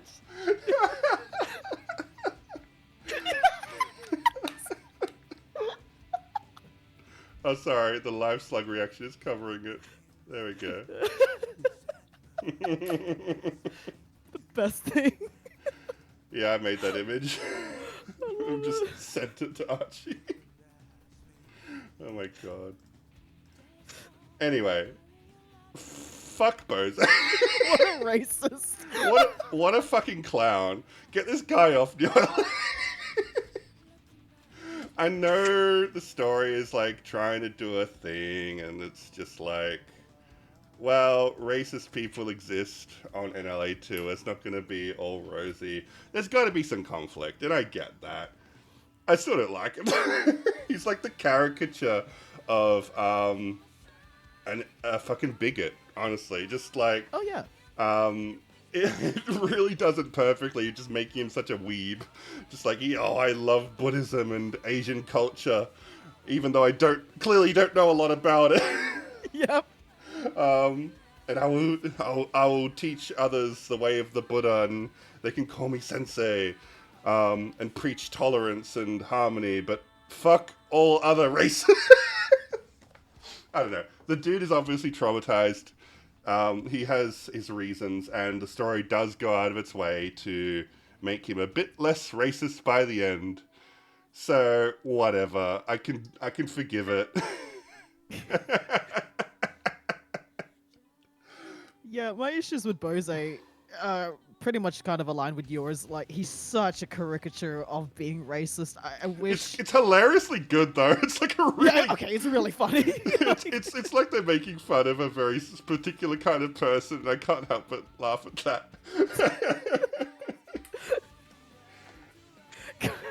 But maybe he shouldn't have been a party member. Yeah. I don't know. I feel weird playing as him. Oh, God. I mean, wait, what did you give him in your playthrough again, in terms of fashion? I gave him, like, cat ears, I think. and like a tank top, a pink tank top. I just gave him the worst clothes imaginable. I was gonna say, did it help with the racism or did it make it worse? No, it made it very funny. I very much enjoyed laughing at him every time he was on screen. You fucking bozo. Oh my god. Yeah, Bozo Summer. Bozo. Yeah. That one heart-to-heart where you can literally have him talk for an entire day about his life story always gets a chuckle out of me. Yes. You just stand there for 24 hours. I'm like, do neither of you need to pee?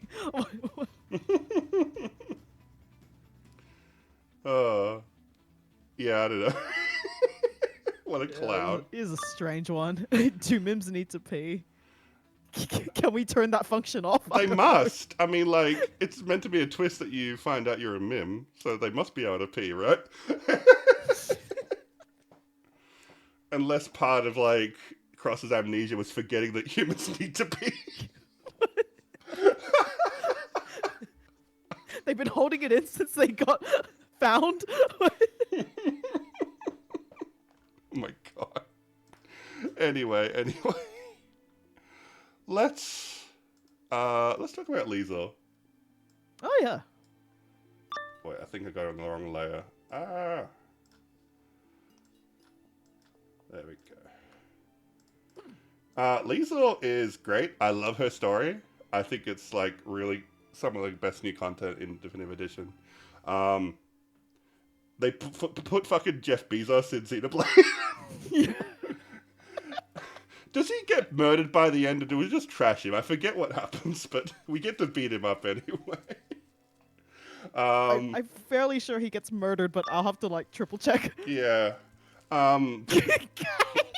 And she's also very gay. Just chuck the fucking lesbian flag behind her, seriously. Like, there's like a thing in the affinity chart where you look at her relationship with Alicia, and it has besties in quotation marks. Like, are you fucking kidding me? I'm like, why are we? Come on, just say it. Just say it, game. Just say it. This game, like, it has lots of homosexual relationships in it. Like, there's that whole side plot with, like, the Rothian lovers that are lesbians, like... But this game has a thing about just not saying it out loud, and that's a little bit annoying when you want, like, just obvious representation. But it does exist, and it's better than nothing. Yeah. Yeah, it's very obvious a gay thing going on. The way, like, Lisa's always gushing about Alicia, how they've been together forever, and, like, you know...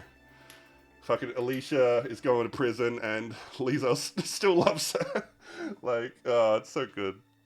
I am just like doing a very quick Google. Like, has anyone ever compared her to Utena? Because I saw her and I saw like Alicia, and I'm like, this is literally Anthe and Utena. I'm sorry, I haven't watched Utena yet. I know. I might need to like. I need to watch it. Link, yeah, link in chat just for anyone who doesn't know. But Revolutionary Girl Utena, I'm like, you have a pink-haired, fiery character, and then literally like their quote-unquote bestie is Indian. I'm like, this is literally a reference. This is actually gay. Like, come on. Yeah, I do also like Alicia being Indian. Like, I feel like we don't get enough mentioned of like where characters come from. Liesel's from Germany. Alicia's from India. I like that we get a little bit more backstory into like where these characters come from, and it's kind of confirmation that, you know, people from all different parts of the world can come together in New LA. It's not just Americans, which is nice to see. I do wish Alicia's design looked more Indian though. It doesn't really sell it for me, but we'll take what we get. yeah, exactly. I'm just like, it's side content, it's new content. Yeah. We'll take it. Despite her whole thing being that she's a Skell pilot, she does not have the skill that buffs Skells. Yeah. That's Alexa, right? Isn't it? I can't remember. I'm just thinking, I think it's Alexa and someone else, maybe Doug? Oh, yeah, maybe. I can't remember. Neither. But I don't want to say anything out of turn. Yeah. But yeah, you know, yeah, just like a story about, you know, working in a corporate environment and, you know, having this passion for your creation that is getting stifled by the interests of the CEO who just wants you to cut corners and cut safety measures and save money to maximize profit. It's like incredibly relatable with the state of the world right now. Um, Luxon did a really good video on Liesel that I definitely reckon people should check out if they haven't. Um, but yeah, just talking about all this stuff, but really good content. Liesel's one of my favorite new additions to the game. Yeah. I mean, I Yeah. fully agree. Like, I know we're going to bring this up later, but in contrast with the second character that gets added to the game prior to Chapter 13, I think they're almost like complementary in a way. And I like Liesel's because she really represents like the grounded human issues where yeah, as you said, it's corporate, like mangled issues with bosses who are trying to put down safety and Yeah. putting profits over anything. And it was almost like I'm not playing like a Xenoblade game anymore where there's like a fantastical sci-fi world out there. Right. I feel like I'm watching like an office drama and I'm scared and I'm for it. I'm all for it. It's so good. It's even like Luxon brought up the point. There's an interpretation you can make for Liesel that her story is like a reflection of like the developers at Monolith Soft, like going over past trauma. It totally has to be. Yeah, like working with, you know, other CEOs that like would stifle their creativity and not let them create the games they want to make, and having to like go off and make their own company, which is what Liesel and Alicia plan to do. They're gonna make their own Monolith Soft. I like that interpretation. Oh my gosh. Yeah, really cool stuff. Yeah. We also have Gajag. I got this really terrible picture. Yeah. I got high quality pictures for everyone else, but I'm like, let's just have low res cat. Yeah. Yeah. Gajag was a big surprise because he was a important character in the base game, and his content is mostly unchanged, except they just made him playable in Definitive Edition, which is like, I feel like when we play this game, he was like the top character. Like he should be playable, right? Like he should. Yeah. And they just did it. They gave us what we wanted. Like fuck yeah, good surprise to like happen upon that when it just happens. Like oh, you can play as Gajag now. It's like, oh, cool.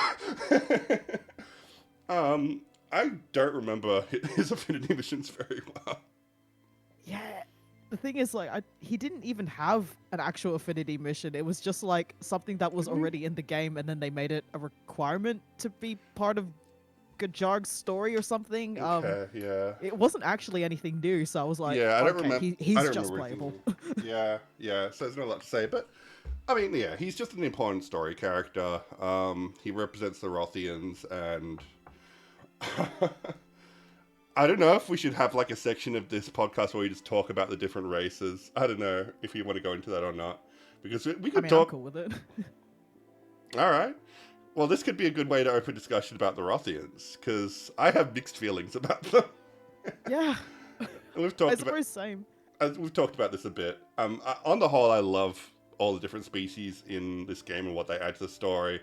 But I do feel like there's an issue with the Rothians being a bit too samey.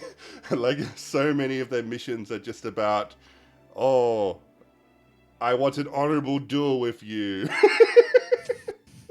Yeah. And it Or they just beat things up. Like, yeah, it's all about fucking combat every time with these fucking kitty cat. more honor. My honor.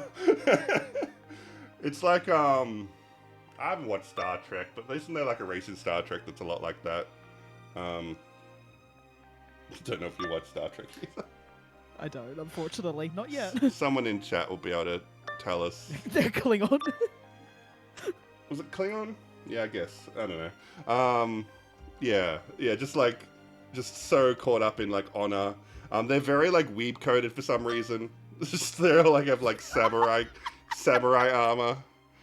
which implies that Japan exists in space or something. I don't know. Space Japan. Which I've always been like, well, what has happened? Like when Bose finds out about the space Japan. Like, Wait till you tell him about space Buddhism. Oh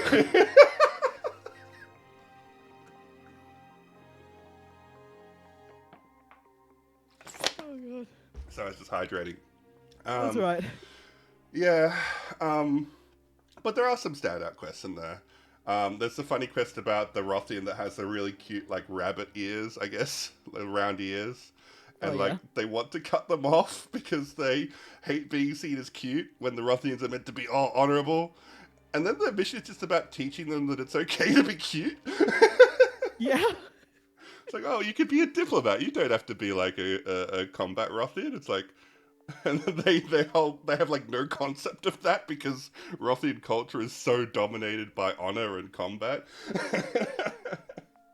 But yeah, there's also that Rothian that kind of hates Rothian culture, and it's like, oh, I just want to move to NLA. I just want to make cakes. Yeah. Yeah, and I love that. I think that's really interesting, seeing that cultural interplay between Earth culture and Rothian culture. I do think some of the missions are overdone, but on the whole, I think for the most part, there's a lot of good stuff in there. There's also that Rothian that gets really attached to.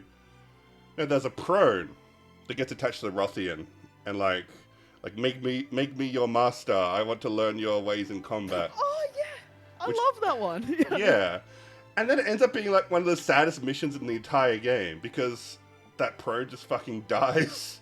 It's like, oh my god. And you can't do anything about it. Like, this isn't one of those quests that divides and splits paths. It's like, he has to die. It's like, oh. This game has a lot of, like, death in it, which is appropriate because that's kind of a huge theme of Xenoblade X is a hostile alien planet where things can and will go wrong. And sometimes you can't do anything about it. Sometimes there are unavoidable losses that feel anticlimactic. Because, like, there's a whole character arc going on between that Rothian. It's like, I don't want to take on a pupil. And the prone's like, please make me your pupil. And he's like, oh, maybe I'll take him on as a pupil after all. And then he fucking dies. It's like, oh my god. So sad and depressing. Yep. So, yeah. I have problems with the Rothians, but overall I think they're really cool and have a lot of interesting contributions to the story. Do you have anything you want to add? No, I just think, like, there's just so much combat-related stuff. It's just every time there's combat, I just roll my eyes. I'm like, please, no. Here we go again. I'll get in my skull and blow you up in one shot. But I will. Okay, all right. Let's give some flowers here. No EX01 is playing right now, which is one of my favorite tracks in the game, by the way. This plays when you first fight Gajag in Silverlum.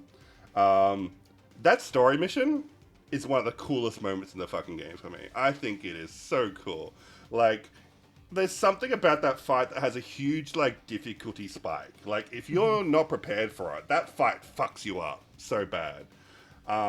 And there's even a point where, like, the duel is getting so intense and it starts raining brimstone. Like, the game, like, I think there's, like, a codex entry you read where it's just, like, their battle was so legendary it caused flame to fall from the sky. It's like, holy shit. It's like, that's actually part of the story. That's insane. What? Yeah, that's a thing. I missed it. Yeah, that's in one of the codex entries. I was like, holy shit, that's epic. It's fitting. It's just like, damn, finally he's actually playable. So, he's earned it. Yeah. And it just really sells, like, that's, like, the point where the game really expects you to, like, start getting good.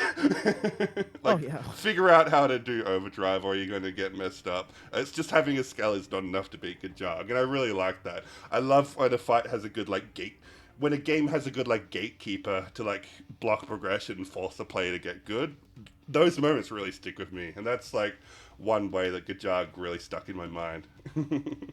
Yeah, like, when you mentioned gatekeepers, I'm like, I've always quite consistently liked every Xenoblade gatekeeper. There's not a single one that I really dislike. I'm really, like, trying to go through Xenoblade 2's gatekeeper, but I'm just like, what was it like? Orag maybe? I don't know, but Hmm. yeah, like Jarg is just one of them, and it was so intimidating because he forces you on foot, and it Yep. was just Yep. cool in my last playthrough because it Yeah. was spores.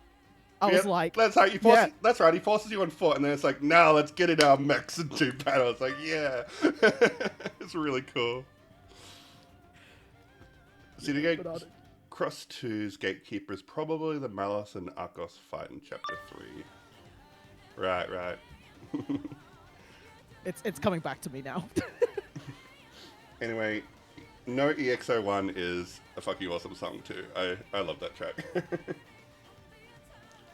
Alright, let's talk about Celica. I think everyone likes Celica, right? I think Celica's really cool. Oh my goodness, her face is so different. I think that's the Wii U one, isn't it? Yeah, I'm Yeah. just like, that's not Celica, is it? Yeah, I know. Celica's just got a really solid plot. Her whole thing with what's his name? Rock? Yeah. You can see his feet there. Um, yeah, just kind of like the gentle giant trope. Like he is from a race of big, strong ogre-like creatures, but he is a pacifist, and the Ganglion want to use him as a weapon.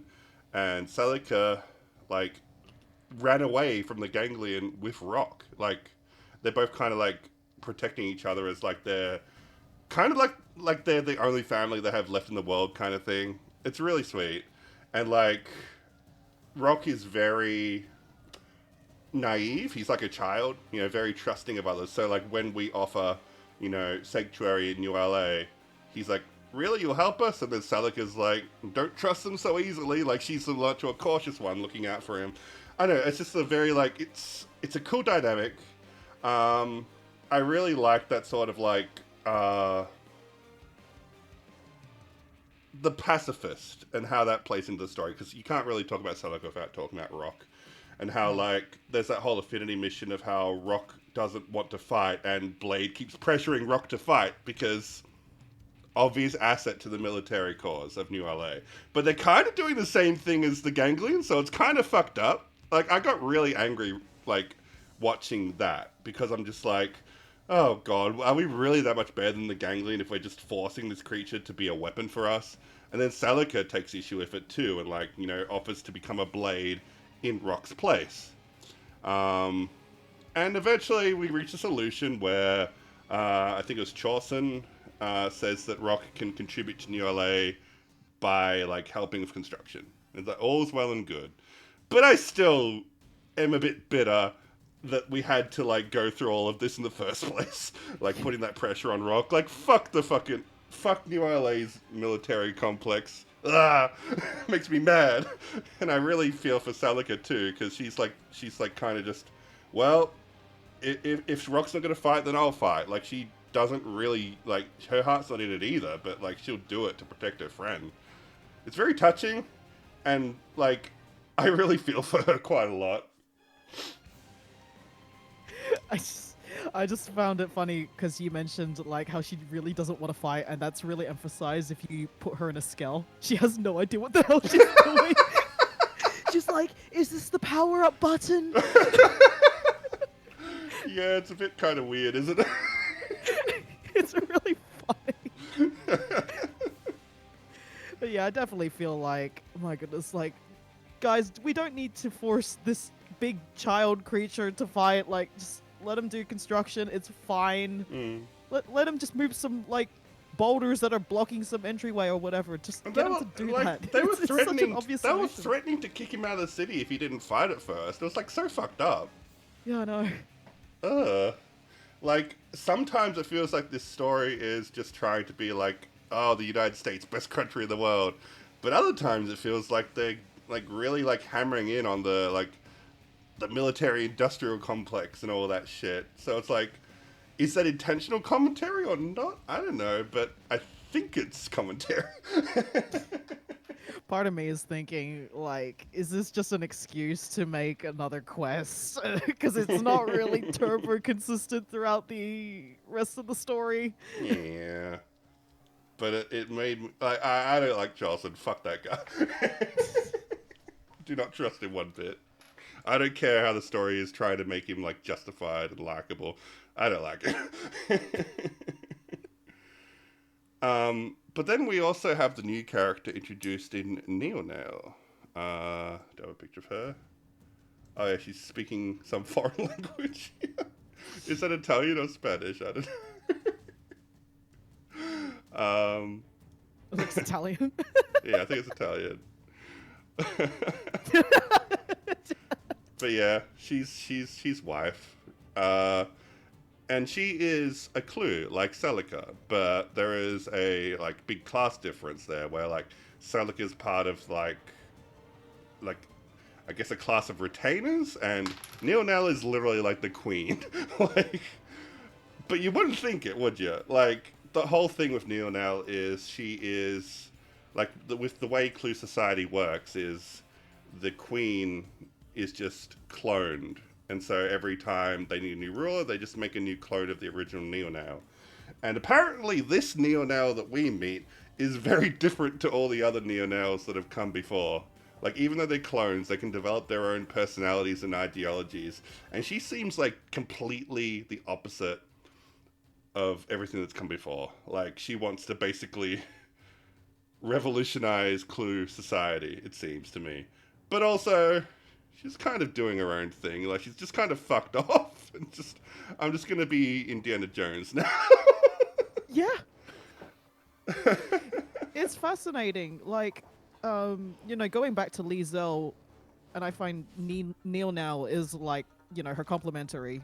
Lee Zell's just the grounded one, and Neil is just absolutely out there with the sci-fi stuff. The amount of like world building with the Clurians is just insane. Like she just casually drops, "Oh yeah, by the way, we were cloned. We're just kind of an isolationist society." Yeah, there's so much lore, I'm much like, lore. Yo, pause. Like, what do you mean? Yeah, it's almost too much to process, right? I want to learn more about this. And it makes you wonder, are they going to do more with this character? Like, they drop so much intrigue with her little story in this game. Is this really the end of it? Because it feels like there's too much. Like, so much more I want to learn about the Clurian. And, they had, like, those worshippers, and they were talking about, like, how they try to imitate or use their technology to, like, completely terraform the whole world. I'm like, what the Oblivion does that Ring involve? is meant to be, like, Clurian technology, she finds out. Yeah. Which is a huge mystery in itself, because she doesn't know how it got there. Yeah. Mirror is still a huge mystery box that we haven't really unraveled yet. Which is, I don't know.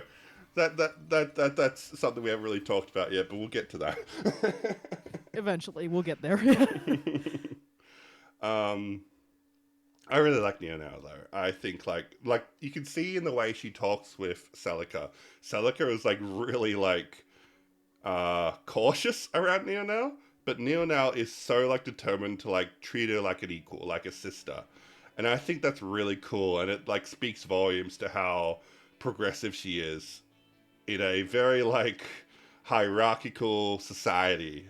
And a sign of change for her society. I don't know. It's good to see that things aren't great in the Clue system, but there is, like Neo now is a sign of positive change.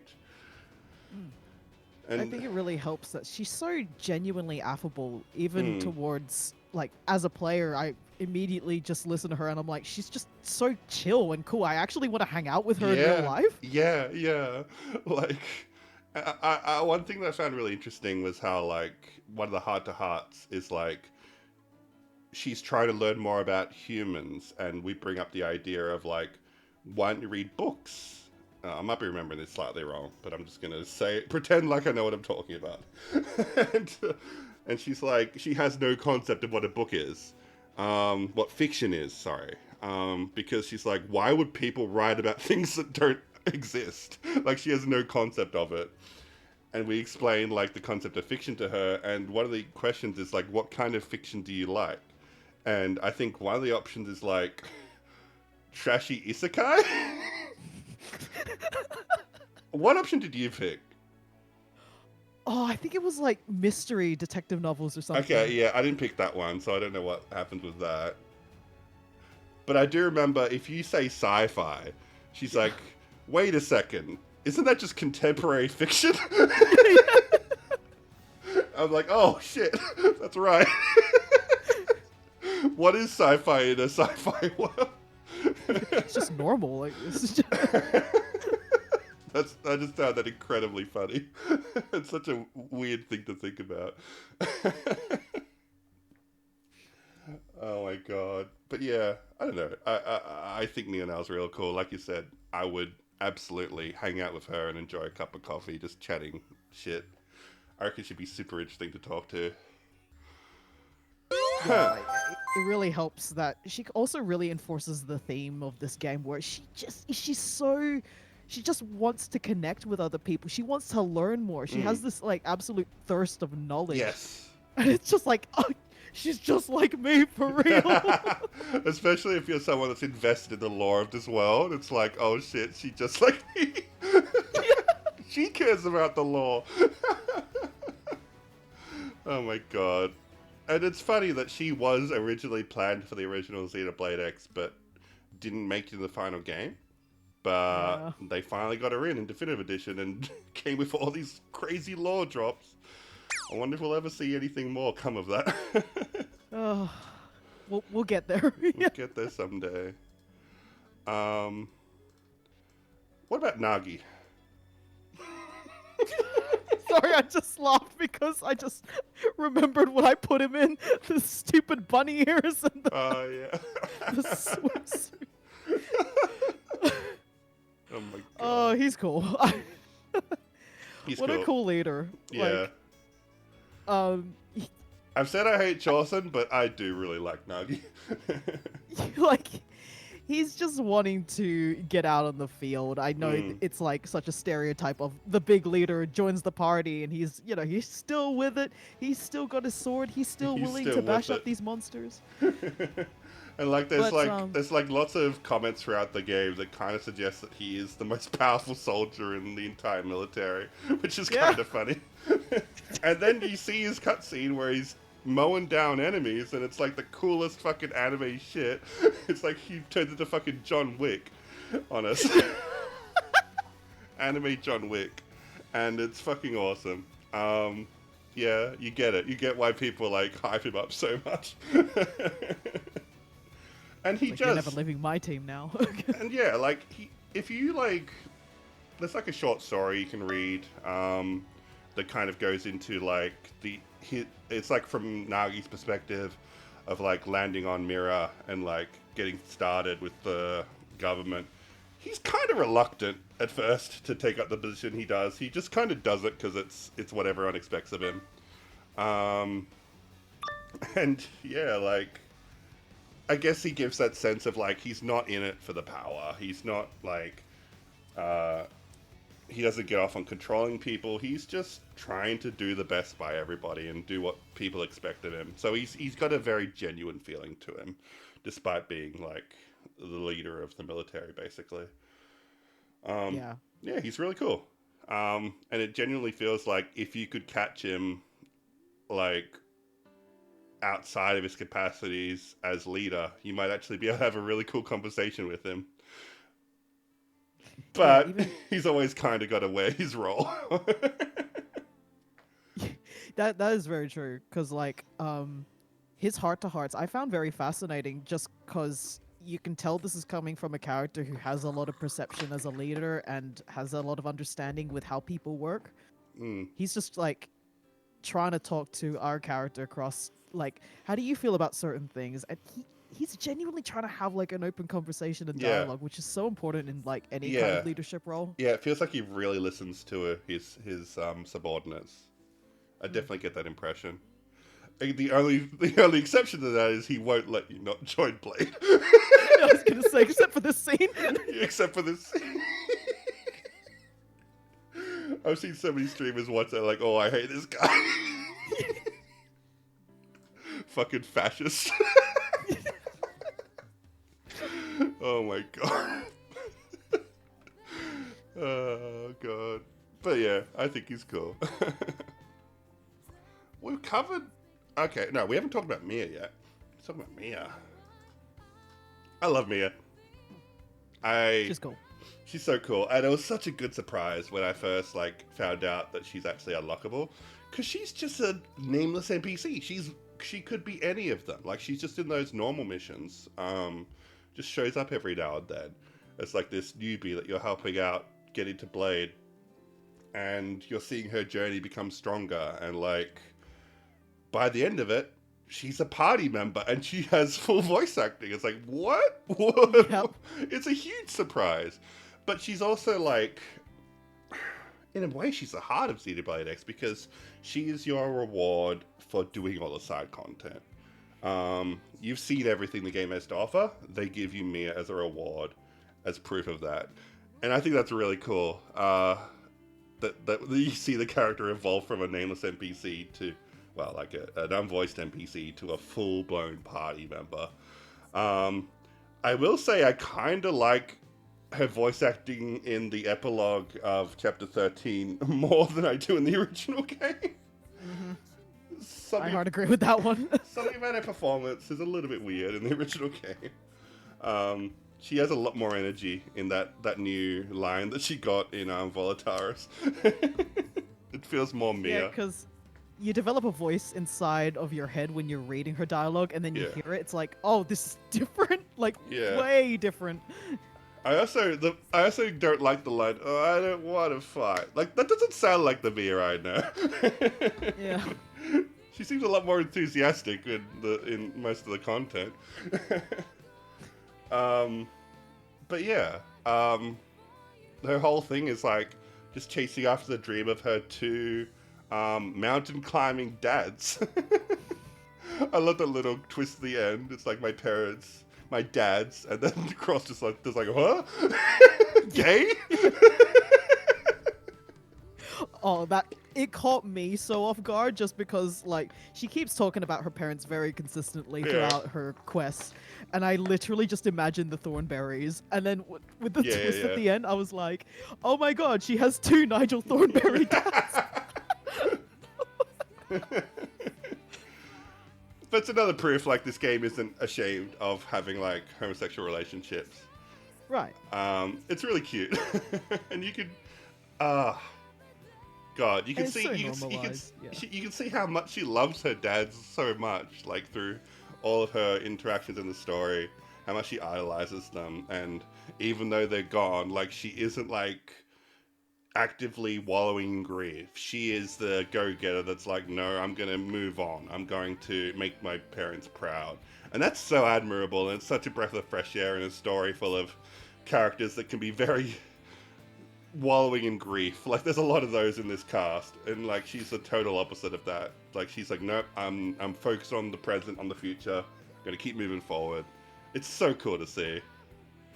Yeah, and you gotta consider as well, she's 19. Yeah. That's so hard. Yeah. And she's going out of her element, because she's an engineer, isn't she? She fixes cars or something.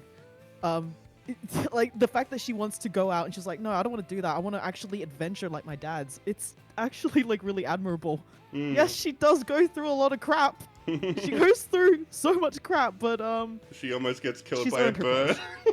Yeah. Yeah. Hang but on, let me check. Everyone's trying to convince her not to join Blade because they think she's too weak. But she's so fucking determined that she pushes through regardless, and she shows everyone that she's got what it takes. And you really do see the character development. When you finally get to her Affinity mission, she's a fully competent Blade member. She is so on top of it.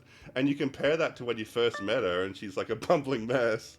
It's wow, that is so cool to just have this story of a newcomer rising up and becoming basically becoming a fully fledged adult. It's a coming of age story. It's really cool.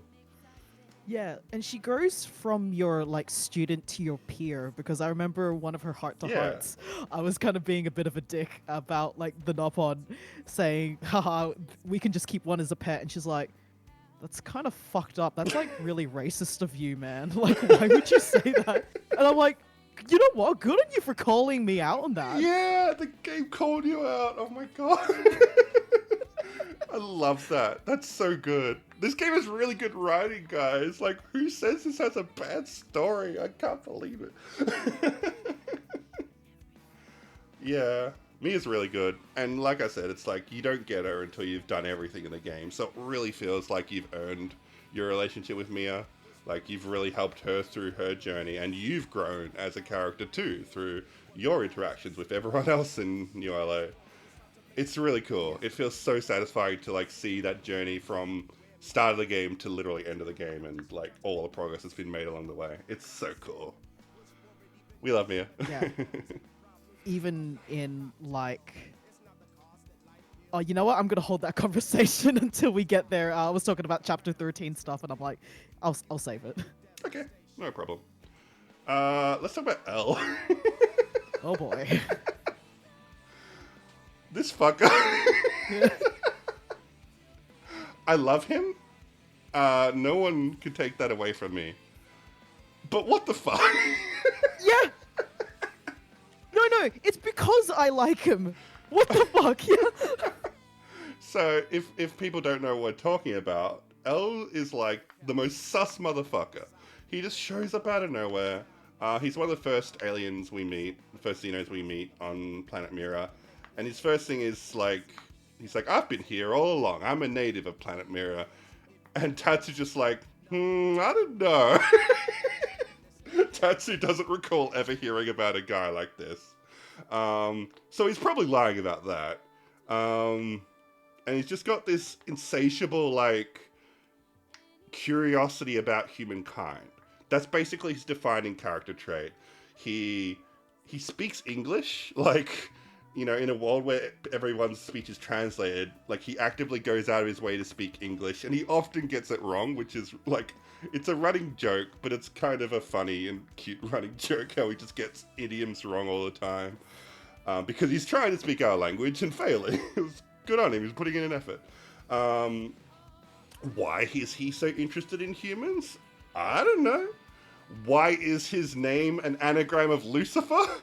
I don't know. Why does he look a lot like a Sumerian? I don't know. The game refuses to elaborate. All we know is that, like, in one of the art books, there's, like, art of L's quote-unquote true form. And it's like a fucking devil. Like, he looks like a fucking Mobius kind of deal. Like, he's, like, wrapped in flames and shit. We never see that in the game. He's just a silly little guy. He's always, like, dancing and making jokes. It's like, I love Blue Man dancing. I love him being like a little shopkeep, but come on, game, like, gotta show us something else aside from that. You can't just drop on like an actual unique alien with nothing else to it. It's not like Celica in the original, who clearly, you know, she belongs with the Clurian. It's even stated in her bio that she's Clue, but this guy is just a complete enigma. What's... Yeah. And the game refuses to elaborate. It's like Sans Undertale. But, like, if you only have Deltarune, like, you don't get to see the genocide route or anything. He's just a funny little guy.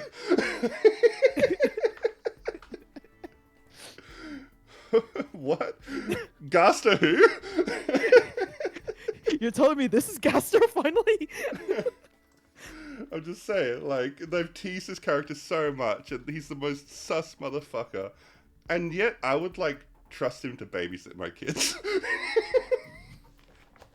How could someone be so sus and so, like, trustworthy at the same time? It's so weird. I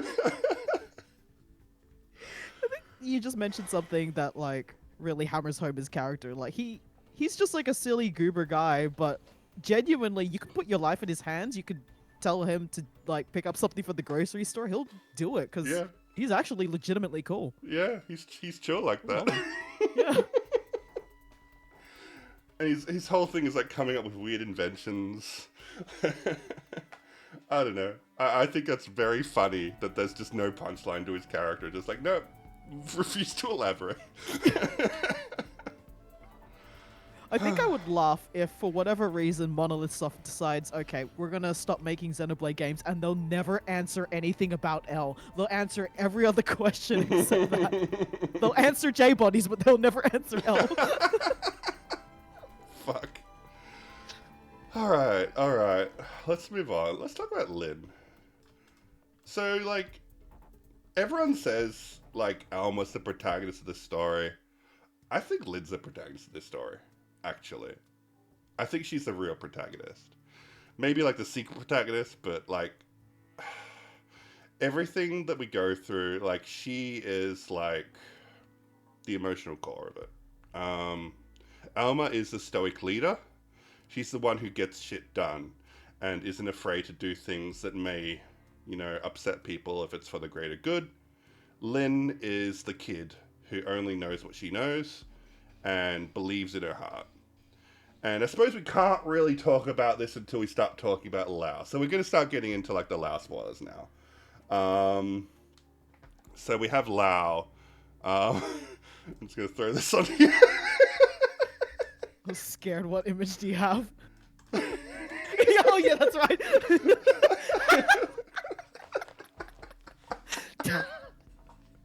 Hi, it's me, Lao. I'm a Pathfinder. This is our first introduction to Lao, by the way. It's just every time I see that pop up, it makes me laugh so much. It's never even explained. It's just a friggin' pop-up tutorial. Like... Anyway, so, Lyn's whole thing is she is a 14-year-old prodigy. 13. 13. Prodigy who is, like, super into her. She's an engineer. She loves tinkering with machines and skulls and stuff, and she's a genius, right? She got into the White Whale. Her parents, didn't they die in, like, some sort of accident? Yeah, something like that. Yeah, some, like, skull accident or something like that. And so Lyn is carrying on. She's very peppy and bright. Still don't like the Tatsu jokes. I think they are infuriating. I guess we have to talk about that. They're so overplayed. They just need to I don't know, maybe drop 3 in the whole of the base game, and that's fine, but it happens every chapter. We have to talk about it, right? Because it's just like, oh, like, whatever. I guess I could accept it as, like, her flaw of, like, oh, she's a 13-year-old. She doesn't know when to drop a joke. Because I do think the way they treat Tatsu is genuinely racist and kind of goes against the themes of the story. Like, not even joking. Like, I think that's a bit far. I can accept it to an extent because Lyn is 13 and 13s often make bad cringy jokes and, like, don't know when to let a joke go. But I think I was talking about this with you. When Vandom says that joke, it's like, yep. Oh, that's too far, dude. You are a leader of this fucking human society. And you're also making the racist Nopon joke. Like, come on. Like, it wasn't even just gentle ribbing with a 13-year-old kid. It was straight up just generalizing all of the Nopons, and I was like, oh, that's so bad. Yeah, I think this is generally just a fault of the writers, I think. Like, they weren't thinking it through. They thought they thought it was the funniest shit, and it wasn't. I'm sorry. Take the L. But fortunately, the epilogue doesn't have much of it. I think there's, like, one reference where, like, Al says, you look kind of like a potato. And that's it. Like, thank God. They finally dropped the joke. I know. It's too much. I think that's actually really bad writing. And, yep, we'll move on. But yeah, like, Lyn, when she's not making Tatsu jokes, I think is a really good character. I really admire her, like... She's a very quiet griever. Like, she's a lot like Mia, where she's not focused on wallowing in grief. She's very much focused on continuing her parents' mission and, putting the lives of those who are still alive first. That she's very focused on her immediate family or her found family in us, Alma and Cross and Tatsu. Like, even, like, she makes all the jokes. At the end of the day, she does care about Tatsu, which we do see in their Affinity mission, which was nice. At least they wrapped that up and made that clear. Um, but yeah, so, like, this extends to Lao, because Lao, I think he projects onto Lin a lot. Like, I Yeah. think, Lao, we have to talk about Lao. So, Lao is a character who, um, I need better music, not uncontrollable. um, yeah, there we go. Lau is a character who is dealing with the grief of losing his family worse than anyone. We have characters that cope well with grief. Lau does not. He loved his wife and daughter more than anything, and when he loses them, he realizes pretty justifiably that they were lost due to bureaucracy. Like, simply that they were not chosen and he was. Like, even though they were his family, you know, because their family wasn't rich and powerful, they didn't get on board the ship. Whereas other people who are much less deserving, but who were rich and powerful, got on the ship. And he sees that injustice and really lets it burn up inside into a desire for revenge against the human race, which is, melodramatic. Um, and I have seen a lot of people take issue with this story, but Yeah, that'll be one of me. I'm one of the people. I don't know. I feel it. I understand. Like, I don't think Lau is coming from a place that's rational. I think he I think he does see like a genuine injustice, and his reaction to it may be overblown. It is, but it's real. It's just like I can really see like someone like being in that position and like going to that sort of dark place. And I really admire that we have a character that can like really shine that spotlight on that injustice and the pain and suffering, and not just uh, just like sweep it under the rug. It's genuine Yeah. pain, and I think that is a powerful story. And so like he projects a lot onto Lin because she resembles his daughter, I guess, right? And she is someone that was chosen to be aboard the ship where his daughter was left out. So I think there's a lot of mixed feelings there. I think there's a lot of like bitterness that Lin was chosen and his daughter wasn't, but also there's a bit of fondness there because there is a connection between Lin and Lao. I think Lin likes Lao a lot, and so like when we get to the confrontation in chapter 11 where they have to decide whether or not to kill Lao, Lin is the first to raise up her arms and say no. We can't do this. And it's the first point in the story where we have genuine conflict between our party. We have the conflict between Elma, who is the stoic leader who gets shit done, and Lin, who is the emotional child. Um, and she doesn't want to kill Lao. And it seems irrational because, as we know at the time, the life hold is there. Everybody can be brought back to life. He may die now, but we can bring him back. But Lin says, no, we can't cross this line. He is our friend. He is our family. I understand the pain he feels, and I don't believe he deserves to die for that. And fuck, that gets me. That gets me so hard. And you know what's really special about that? She was right. Because the life hold was destroyed. They were going to kill Lao there, and he wouldn't have been able to come out. And Lin didn't know that. But in the end, she was right. She was right that it was like, we wouldn't be able to go back from that decision. So I do think that emotional, irrational decision to protect Lao ended up saving his life. And I think that's really special. Now, you probably have less fond feelings about this than I do. Yeah, I don't know if I had to give you a moment there because I felt like you were coming from a personal place or if you wanted to wrap things up. But yeah, I'm definitely on the opposite side of this topic. Very much so. Yeah. All right. Um, Well, let's hear you out.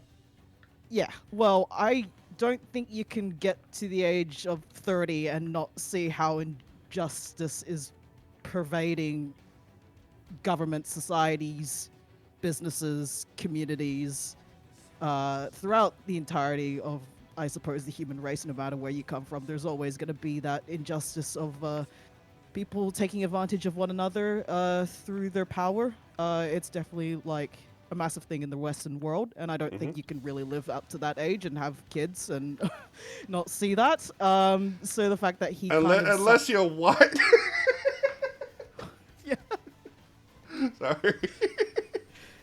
but like Ahem, it's ahem. it annoys me because it's like I understand where he's coming from. I don't find the actions that he took bad from a narrative sense. I just find the fact that they try to force us to empathize with his plight really annoying, especially in tandem with the actions that he's taken. And considering that everyone else, everyone else on board of the White Whale has gone through their own personal demons, which has been established throughout the whole story, which has been reinforced through other characters in our party, and then he gets to be the one who decides to be a terrorist, and we Mhm. have to empathize with that. Why? Why? Just why? Mm, Why do we have to I be the don't. one who just goes up I, and I think we can. blocks that shot from Elma? Like, I wanted the choice there. Yeah, you And he don't get a said, choice. You "Do you have. want to shoot me in the head or the heart?" I'm like, "I'm gonna shoot him in the dick, so we can get the best of both worlds." Maybe it would have been more powerful if you could make a choice in that moment, but yeah, I definitely like. I noticed that like the story is making a choice for you right there. Definitely taking a bit of agency away from the player. Yeah, From a and narrative it's just sense, I don't know. I think it's okay. We can empathize with him without agreeing with them. We can recognize him as irrational and like being a bit of a baby and still get it, right? I I mean, think. I don't. It I, doesn't make sense to me because his actions say another story. Once you go over past that line, that's when I tap out personally. okay. That's my moral line, and I think they haven't really acknowledged that. They've just kind of like gone down that one road, saying, "Okay, we show why he's doing this. Here, you got to like him now." And it's like, no, I haven't crossed that line yet, Okay. and I think a lot of people haven't. Yeah, that's fair. Maybe the game forces a bit too much to try and like empathize with him.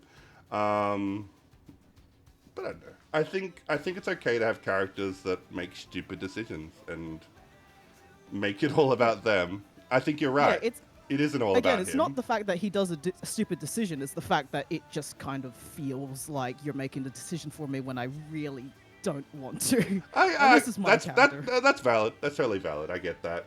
They had a very specific story they wanted to tell in that moment, and it took away from the openness that the rest of the game has and letting you define the story for yourself.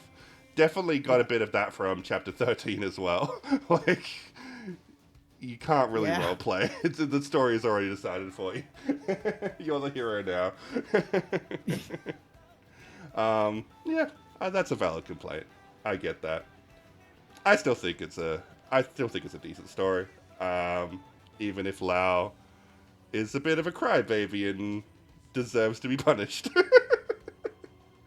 Okay, but yeah, I still think it's really important that Lin holds on to that childish like naivete almost because she was able to save Lau's life through her selfish decision, and I don't think that gets enough credit, even if it was a coincidence. I think Lin speaks that sort of like innocence, like whereas Alma is willing to sacrifice any sense of like innocence or basic morality to do what she believes is for the greater good. Sometimes we need that childish voice to like pull us away from making a mistake that we might regret, which would have been the case if Alma did pull the trigger. Yeah. Like I find Lynn just so necessary for like the entirety of the story because she like as you said earlier, she really is just the voice of the game. She really we are kind of following her story. Yeah. Elma's just I sort of mean, the one she's a who's, I narrator. suppose, Like, no one driving it. really talks about the fact that she's the narrator for the beginning and end of the story. Like, Like That's Yeah, significant. it was a deliberate choice, yeah. Yeah. God, I can't find the good music. Sure, Black Tar, whatever. Yeah. So yeah, I think Lynn's good. I think she has her flaws with Tatsu. Like that can be really frustrating at times, but I think as basically the only child in the story, I think she fills a very important role, and I admire that. Yeah. Oh my goodness. You just kind of like made me realize like we don't get children in this No, game. no, Yeah. That's what's she's the important. only Like we one. yeah, we get like Tatsu's siblings, but Yeah, you know, we get Rock. it's really kind of just Lin and Tatsu. Yeah. Yeah, but yeah, because of because they're all mims, like none of them can reproduce. And I guess they didn't see need to bring children on board the white whale because yeah, that was the cold decision the government made. Like we're prioritizing people with skills and influence over children, which is really depressing to think about, but yeah, that makes sense. uh So yeah, I mean, we've also got Alma here, who is the other main character of the story. Um, and yeah, I'm still figuring out how I feel about Alma. I think most of the story, she's almost a bit too perfect, but I do think she serves an important role in the story, of being that sort of like mentor figure, for Cross and the other characters.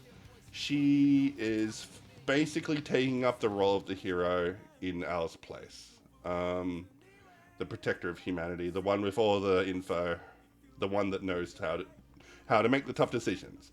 But I think when I appreciate Alma the most is when we break through to we have conflict. So that scene in chapter 11, whether you agree with the conflict or not, I really appreciate that there was conflict, that she was challenged on her decision. Because very few times does anybody challenge Alma on anything in this story. And I like I like seeing that, when her decisions are questioned. And I also like the scenes we get of her in chapter 13 when we end up meeting Al. I guess we're starting to talk about this now.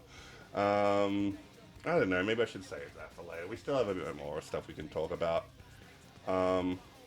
Did you have any preliminary thoughts on Alma, or should we save it for the end? No, I'm just gonna talk about like my feelings just from the Wii U version Sure. because I found her to be like just a pretty strong character, and like especially since it's been a decade after I initially played it, I definitely empathize and actually straight up see things from her perspective where she has to be a leader and has to make all these hard decisions.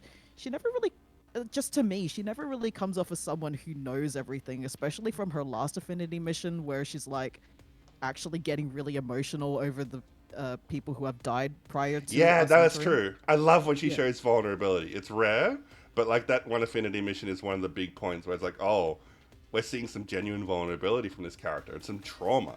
Like Yeah. that's nice. That's good contrast. Yeah, like this is someone who's definitely trying to make sure that they come off as, you know, doing the right thing. They don't want to mess up just because we are in just a terrible situation. Like, Yeah. what is this planet? We have to make all the right decisions, but she doesn't have all the answers. And I'm like, Yeah. I can kind of empathize with her on that front now. Um, it makes a lot of sense. And, you know, seeing more of her as just a human, it's like, oh, okay, this is a character I get now. Yeah. It takes a long time to get past that like professionalism, that mask. But when you see through the real Alma, like her vulnerabilities, she becomes a much more rich character in my eyes, and I really appreciate that. Yeah. Especially like, oh, there is something I need to talk about. I saw a reading recently which interpreted Alma's story as a trans story. And I thought that was really interesting. Like how she's basically has to mask herself Oh, yeah. as human the whole time. How And did I forget she's not human? right. Okay, spoilers for chapter 12. Yeah, she's not human, and she has to pretend to be in front of everyone. And like when she finally lets her mask down, it's like, I hope you can accept me as I really am. It's like, oh shit, trans flag, trans emoji. Obviously, she's not trans, but in a metaphorical sense, like you can read it that way, right? It kind of really applies. Like people have like had trans readings for like Nia from Xenoblade 2 as well. Yeah. And it's a very similar sort of thing. And I never really thought about Alma that way, but when you put it that way, it's like, damn. Actually, yeah, that's another wrinkle in her character that makes me appreciate her a lot more on a second glance. Yeah. Wish there was like a little bit more issues with her seeing all the racism, just because I always find it funny when like we're doing Bose stuff and then Elma's just on the team and I'm like, does he know? Does she want to say anything? Yeah, I mean, she's always been like a voice for diplomacy, I think, in the main story. Like, she wants to like establish contact with other Xenos and work out a peaceful way where possible. But yeah, I do wish there was a little bit more of that because there's got to be a lot of internal monologue. You're like seeing how people react to other Xenos, like, Yep. I don't know if I want to come out. Yeah. I guess I'm a meme forever. Oh, no. Oh, God. Oh gosh! Wow. Yeah, that's an interesting way of looking at it. All right, I think now would be a good time to shift the focus to like the other Xeno races. Why don't I didn't prepare this part of the podcast, so I need to get images now. Let's start with the Manon because like they're one of the first races we're introduced to. How do you feel about the Manon? Oh man, they are like such a. I think their jokes are very off-putting for a lot of players, but I honestly don't mind them. I think they have a lot of interesting things going on beneath that, and when you actually do their quests, they're actually really cool. But I think a lot of people are just like, oh my god, they're just talking about pizza all day. And then they just don't do the quests, and I'm like, but there's some cool stuff. Like, Yeah. I do think they have a lot of very funny qualities, like the pizza thing, and that's how it's kind of taken to absurd degrees. Where like, oh yeah, someone starts murdering the Manon over pizza. Like, what the fuck? or like that one quest where one guy's trying to make the entire currency pizza. Like, Yeah. Oh my god. Yeah, that's sometimes it gets a bit carried away, maybe, but I do think on the whole the Manon are cool. I think like it shows a lot of that sort of friction that can arise when people from very different cultures come into contact with one another. But we spend so much time with the Manon. There's so many different quests involving the Manon that we really get to see like all different sides of them. How they're all different. They're not just like a monoculture. They may all like pizza, but they're not a monoculture. They are all different. We see that Manon that wants to be a mediator, and like, there's a whole like religion subplot where there's this cult going on that's murdering Manon and stuff. Like, there's a lot going on, and a lot of these tie directly into the themes of like, acceptance of difference, and not being racist despite the differences we may have. I don't know. I think they're really cool, and I appreciate that at least like we don't get a lot of the main Manon sorry, let me say that again. We don't get a lot of the Xenos in the main story, but I'm really glad the Manon kind of represent a lot of those different species that were like optional content, and like they really do like make their presence known, especially in the chapter 13 later on. yeah, I mean, I think they're just really cool when you actually look at the quests that they're involved in. Just thinking about the Manon, they have a lot of different personalities. Contrast them to, I suppose, something like the Orphi, who are very, very logic-oriented, and I suppose they kind of blend into one another. Like, the Manon actually have very vastly different personalities. I just think of, like, that one girl who's just super into fashion versus Vevin, who's being dragged into Professor B's antics. Yep. Very, very different personalities there, and I like that. Just almost like kind of like humans. Yeah, yeah. There's so many good quests at the moment. I could keep going on and on, but yeah, I wish they maybe had different voices. Oh yeah. I think everyone gets pissed off by the pitched up voice. Like, come on, you could have done better than that. But all things considered, I think they're really cool, and I would love to see them in more Xenoblade games. I really hope so. Yeah, me too. More technology from them, maybe one that happens to be a bit weird and playable. Down for fighting. I'd be so down for a Manon party member. You have no idea. I'd be down for it. All right, what do you think about the Orf? Because you did mention them briefly. So, yeah, as I said earlier, like I find that a lot of their personalities do tend to mesh one another, but their entire backstory is so cool. So it's interesting. So good. So interesting. Yeah. So for those who don't know, like the Orphi are just like there's only like 5 or 4 of them that come to New LA, and then they have to, I suppose, asexually reproduce through special water, and that is how you get their population up, is through that division. Yeah. And then they just populate like crazy. They're just all over New LA. I can't find a certain good point. picture of the Orf. This is awful. Oh no. Let me try Google. But yeah, I think the whole idea of how they reproduce is so fucking interesting to me. Like, it's a form of death, but also, like, they split in two, and the two that come out are different people, but they also retain the memories of their deceased parent. Philosophically, that's so interesting to me. It's almost like a form of immortality, but not. And, like, you know, the Orf still fear death, even though they know it's not the end. It's like, it's a whole different way of thinking about the cycle of life and death that ultimately is a huge concern of Xenoblade X, which you really see later in Chapter 13. They really lean into that. You know, like, we have the whole thing of the Mims and how it's really... Can we say that any of the human characters are actually alive at this point? Or are they just artificial simulacrums of people who used to be alive? I think that's a genuine question. It's like a Ship of Theseus thing. And so, like, similar questions apply to the Orf. Like, are they still continuing their existence if they're dividing in two? Like, I don't know. I think that sort of stuff is that sort of philosophy. It's very like Star Trek, and I think it's really cool. I love thinking about that kind of thing.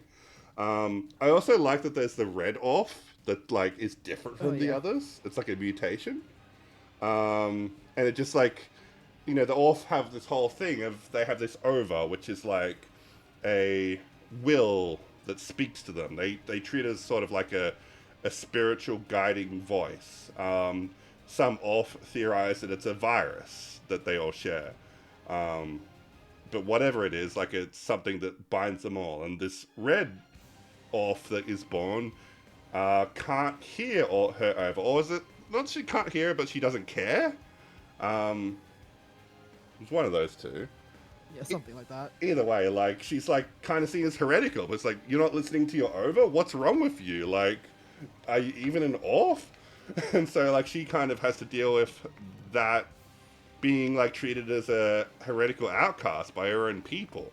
And that's fucking fascinating in itself. God, there's so much. And then they have that, like, weird draw over to the waterfall in Noctilume.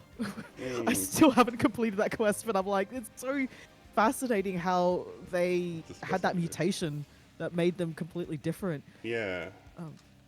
And we're not even like touching on the subject about the. Whoops. Perfect. There we go. Drinking with the lads.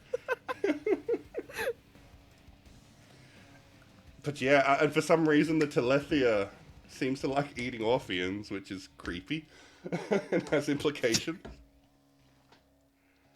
Yeah. Oh yeah. The whole thing with the Visagels and the fact that one of them died and like the overspread through them. Yeah, that's I was like, right. That's so fascinating. I love it. Yeah. Such a cool side quest. Like, why is this population of creature just rapidly increasing? And you go there, and it's like it doubles every time you go back. It's like, oh, they've actually got the ova. They are reproducing asexually. They're dividing. It's like, whoa, that's so interesting. And then but that gives them a crisis of faith. It's like, wait, does that mean our ova is not special? It's not special to our people. It's not a sacred duty. It's just something that any non-intelligent species can contract, and Yeah. that puts them into like an existential spiral. It's like, yeah, that is kind of terrifying and like life-shattering when you really think about it. The thing you place It's like, so much what am I? importance in. Am I just a host? Do I even exist? And I think those are Yeah. cool questions. Yeah. I think if you really like enjoy the philosophy of Xenoblade X, the Orph are like, there's so much to dig into there. As in terms of characters, like you said, I do like that they're kind of like the hyper-logical race. I think their interactions with other species are really fascinating. Um, there's like that whole plot. Remember that side quest where it's like they're trying to elect like a representative Yeah. of the Xenos, and the Orph is like, we need to do political assassination. We're gonna drug this guy. It's so good. It's like, oh my god. Yeah, like just because they're logic oriented doesn't mean they don't have like comedic scenes. They can be Yeah. pretty damn funny. No, like the fact that they're so logic oriented can make for some of the funniest scenes in the game. Yeah. I really like the Orph. I think they're one of my favorites. What else have we got? I mean, there's obviously the Nopon, which are, I mean, they are the mascot characters of the Xeno series, but they kind of got their own special identity in this game because they are like the native species of Planet Mirror. They're such scumbags in this game. Like, yeah. I kind of like it. They just like they're such hyper capitalists. Like it's Yeah. so funny. Yeah. Not all of them, obviously, but There's my enough goodness, diversity, but yeah. yeah, it, it's just so noticeable, especially when you play the other games, and then you go to X. It's like, why are they all like ありがとうよ。 penny pinching money grubbers? Like, there's only a handful that are pretty cool. Yeah. I mean, remember that whole plot of like the Nopon that like fakes giving birth? Wait, which one? The Nopon fakes giving birth to like con Oh yeah. con the Nopon into staying with her. That whole disaster soap opera. It's so fucking funny. I felt like I was playing out a telenovela or something. Seriously? I don't know. They're still just silly little guys at the end of the day, but I don't know. I appreciate that they have this special diplomatic like relevance in the story where like these are the natives of Mira and we can't just like colonize this planet without acknowledging that they were here first. They do at least take the time to acknowledge that. Like you go through all the caravans and form treaties with them, and I like that. And also, I love Tatsu's mum, that she stands up for him when they're bullying Tatsu. That like really endeared me a lot. Yeah, his mom and like his siblings are actually pretty cool. They're such a mess on the affinity chart, but that just kind of speaks volumes about how they are just really like a chill family, and it's nice to see that, especially when we come from the white whale and like there's barely anyone who has like blood family. Yeah. Got found family, but like, oh my god, like actual natives and kids. Yeah. There's also the best Nopon in the game, a Momo. Oh my god, a Momo, yes. She is so good. Like, oh my god. But it also I'm not gonna lie. that feels like Sorry, 10 years of writing experience. Like, oh, we can actually make the Nopon into interesting characters and not just scrimblers. Scribblers is a great way of putting it. I love I'm not gonna Momo, lie. but it's a little bit of spoilers. We'll talk about it later. Yeah, we'll talk later, yeah. Who else we got? We got the Prone, which represent the Tree Clan and Cavern Clan.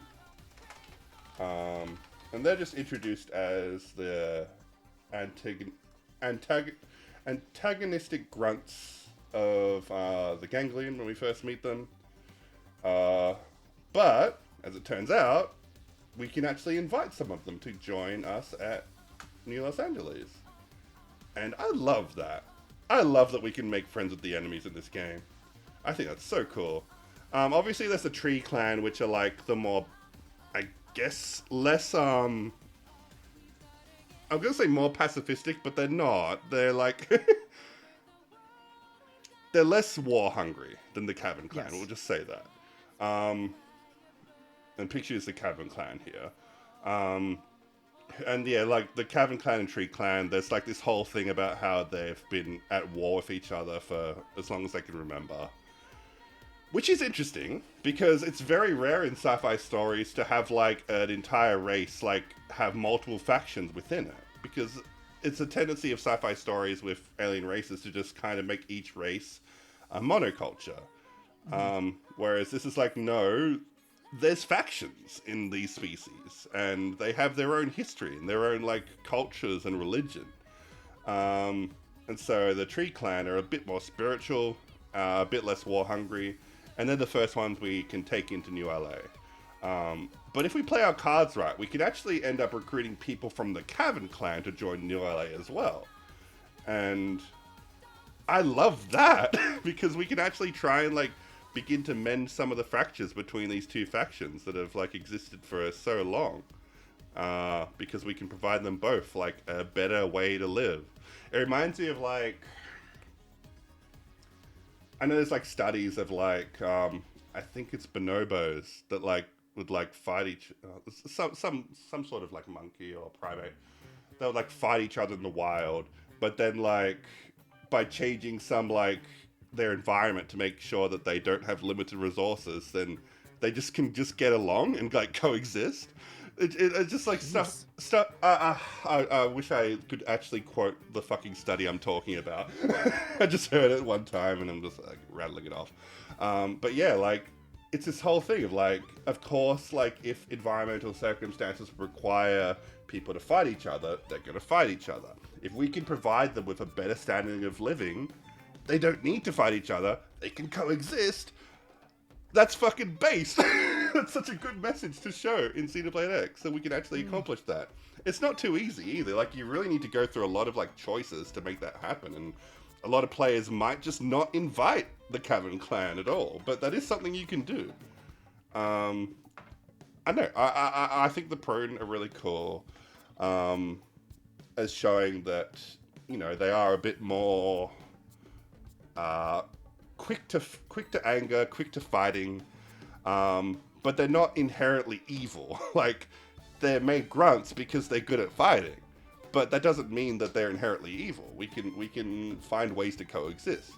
And I know you had some interesting thoughts about them too when we were talking about the Prone. Yeah, I was just sort of going back to what you said. Like, that's something that they try to do within Blade Tower. Some of the employees are just like, if there is a chance of diplomatic pursuit with some of these alien races, we gotta take advantage of them and try to convince them. And this is this is what happens when you succeed. Yeah, You actually get like cool people Mm. coming into New LA, and it's awesome. Yeah, some of the quests with these Prones are so cool. They seem to be very family oriented, which is something that you don't see in a lot of the other Xeno races. Like, they care so much about their own kind, their own kin. Yes. You basically go through every single major event with them. Like, there's a quest that involves a birth, there's a quest that involves a death, there's a quest that involves marriage, interspecies like relation with there's a human guy. I love that. That's so cool. Yeah.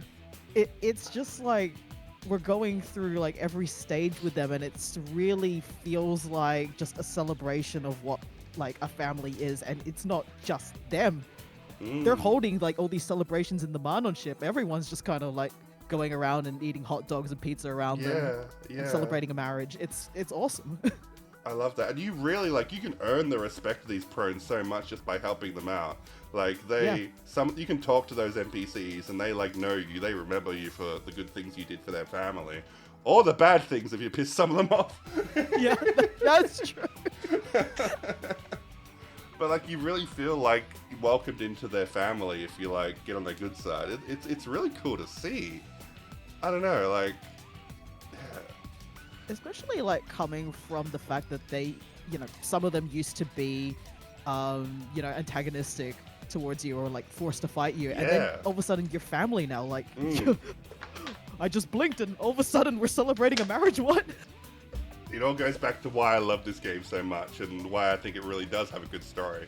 You gotta fucking work for it. Like, you don't get this content just by playing through the main story. You really need to work at it and care about building this society you want to see in ULA, basically. And this is your reward by seeing everybody get along. It's so fucking cool. Yeah, and meeting people in the middle, because when you talk to Yeah. the Cavern Clan leader, Slavity, she's very much just like, dude, I want to kill things. But then you can sort of redirect that energy towards doing like the proper thing. Like maybe just get rid of the ganglion. You can have a place to stay here in the Manon ship if that's the route you take. But Yeah. it's just that diplomatic thing that you can do, and I think that's cool. So cool. I think that like the quests you get with the Prone are really emblematic of some of Xenoblade X's strengths as a story. Yeah, I think it's really cool.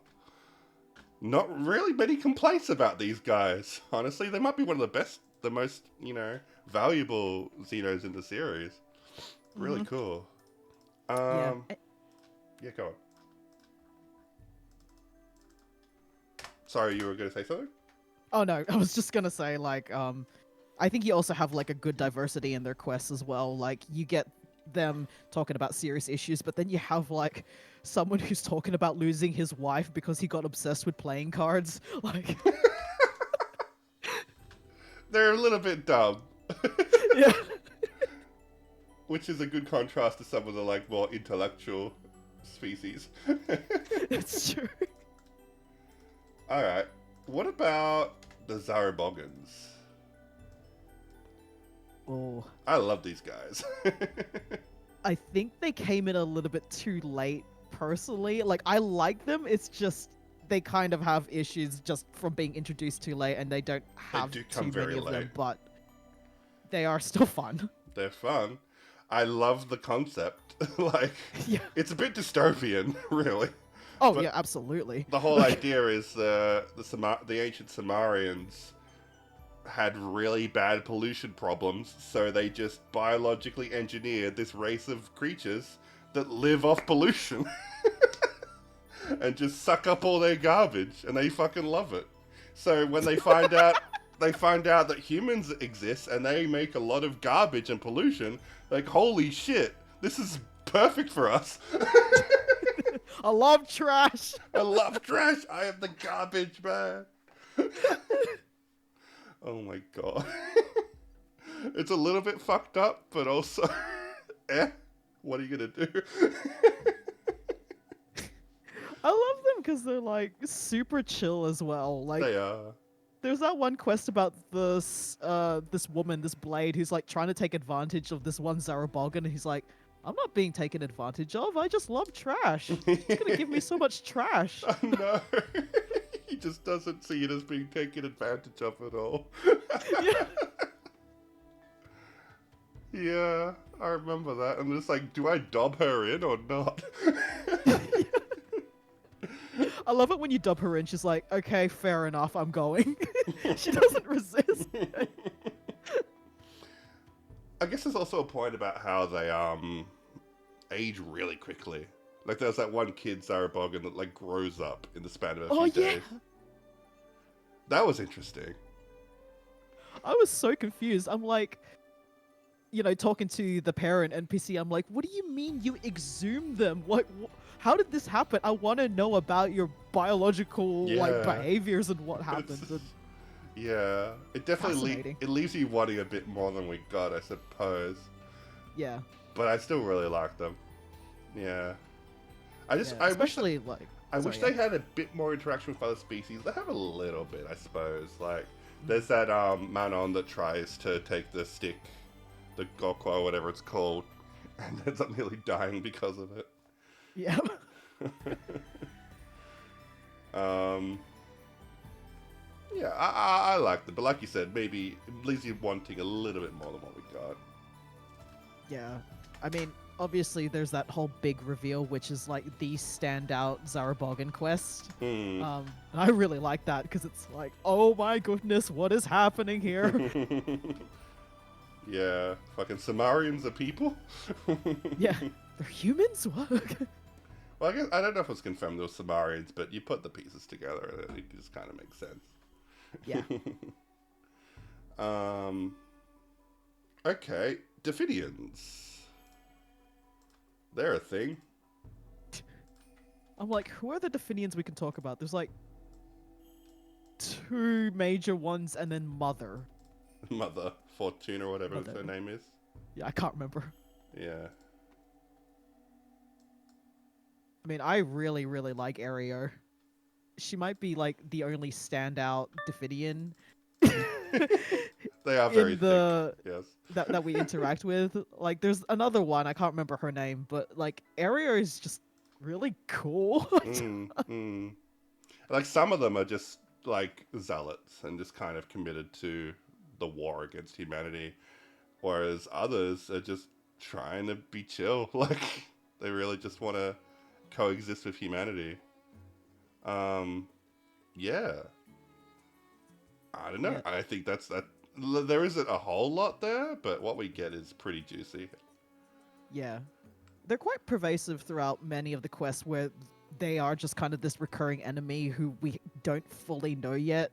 And yeah, like once you actually get down to the meat of things and actually explore what's going on, it does kind of feel satisfying when you have fully explored that. It's like, oh, all these quests, they're all making sense now, and you got a conclusion. Yeah.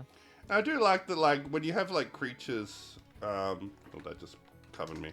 When you have, like, a race of people that their whole thing is they can transform, and, like, oh, that invites suspicion, like, nobody is necessarily who you think they are.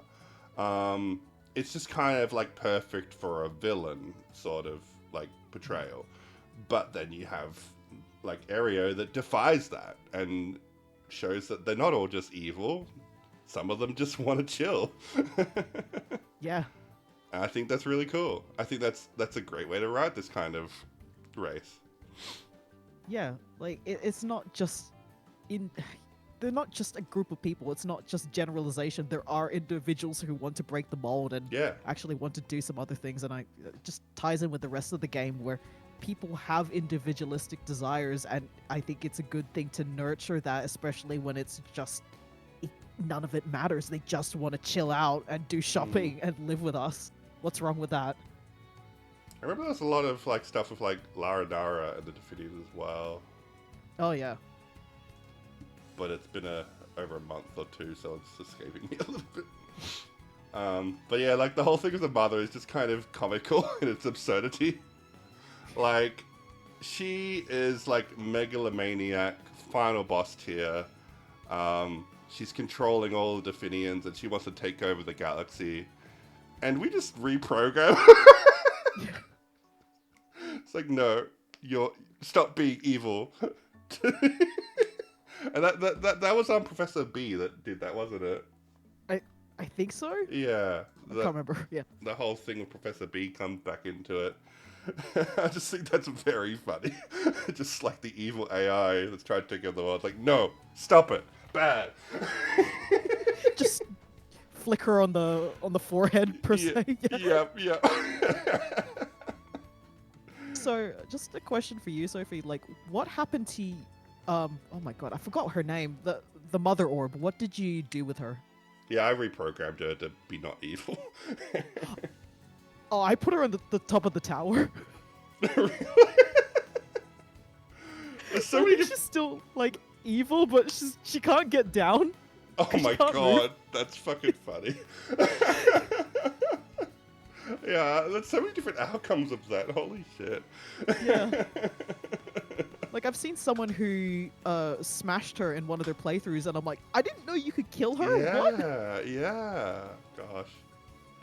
It's funny. I do feel like I made most of the same choices as I did in my first playthrough. You'd think I'd try different choices, but I guess I'm just... I just end up doing the same shit. Yeah, it's honestly same. But there is a lot of diversity in what can happen with your interactions with characters in this game, which is so cool. I love that. You can determine the life and death of so many side characters just by your choices. It's nuts. Remember the fucking mission about the babies? So you have to just decide whether to kill the babies or not? Which babies? I forget what species they were. They're like in the cave. Oh, the pigs, right? Yeah, the Suids. Something like that. Yeah. And then if you don't kill them, they end up killing one of the humans later on. It's like, this could have been prevented if you killed the babies. It's like, oh my god. I love it because you don't find out the consequences of your actions until like several chapters in. Oh where yeah, like he is 40 killed, and hours. it's like, 40 hours you later. can't reload that. Yeah. That's so good. And yeah, sometimes it's cruel. Sometimes doing what you think is the right thing might not always work out. That's how it is on this bitch of a planet. Yeah. Yeah. Speaking of which, I just find it's kind of funny because some of them are optimal, quote-unquote, ways of doing quests. You kind of have to be quite a bit of a dick. Yeah. And I find that very fascinating. Like, you Yeah. can't just be nice all the time. You kind of have to be a little bit mean to some people in order to make sure that everyone's okay. Yeah. God, there's so many other standout side missions that I can think about. Like, the whole thing about the vault you're trying to break into, that was a really interesting one. Oh, yeah, that was fun. What are some other standout missions? I mean, there's the lobster one, which fucking sucks. Oh, yeah. I mentioned the pizza murders already. What about the one where the Manon keeps getting sniped? I don't think I know that one. The Manon keeps getting... Well, like, they get sniped on top of the Manon Oh, that ship. one, yeah. And then, like, let's do it again. Like, can you get sniped again so we can pinpoint where it came from? Fucking do it. They do not care. Look, they got very good armor. It's fine. There's that one Manon that, like, is... Like, what was it? Like, they're trying to, like... Yeah, they're trying to, like, ask for Moranium. And they're just building a fucking tycoon. Until the end, it's like, wait, why am I accumulating all this wealth anyway? She has She's that like, moment. Yeah, she's like, I only need pizza. I'll just give the rest to Blade. It's fine. There's also that other guy, Justin, I think his name is, that, like, competes with you to make money on the Oh, Frontier Net. yeah. I actually really like that one. That was a good one, too, wasn't it? Yeah. Because Kirsty, he's just... you're kind of forced to meet with her, right? There's so many, like, moments where, like, he asks you, like, why are you really doing this? And don't give me that crap about trying to help mankind, alright? Yeah. He just really wants you to admit that you were in it for the money. And to an extent, he's right. Like, is he wrong? He's really I wrong. was just honest with him. Yeah. I think that's really funny. He's such a Wario. Yeah.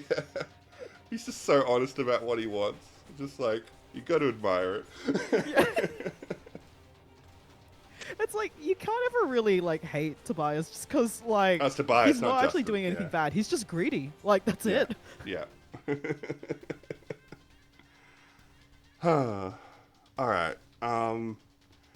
Is there anything else you want to talk about before we start getting into the spoilery chapter 13 chat? We've kind of, like, ironed over most things. We've covered a lot of ground. It's 3 hours and we still got more to talk about. That's pretty good. Alright. I think I'm good. Alright, we are now entering spoiler territory. We're going to be talking about the new content added at the end of Definitive Edition. So, the big cliffhanger at the end of Chapter 12 was we find out that the life hold is actually broken, and where we thought we were like remotely controlling our min bodies from the life hold, turns out there's nothing that should be sending the signal. And of course it ends on the cliffhanger of there's something about this planet, which it turns out wasn't true, or at least wasn't true how we thought it was. Yeah, there's so much. There is so much that happens in Chapter 13 that I don't know where to begin. It's just so loaded with lore. Yeah.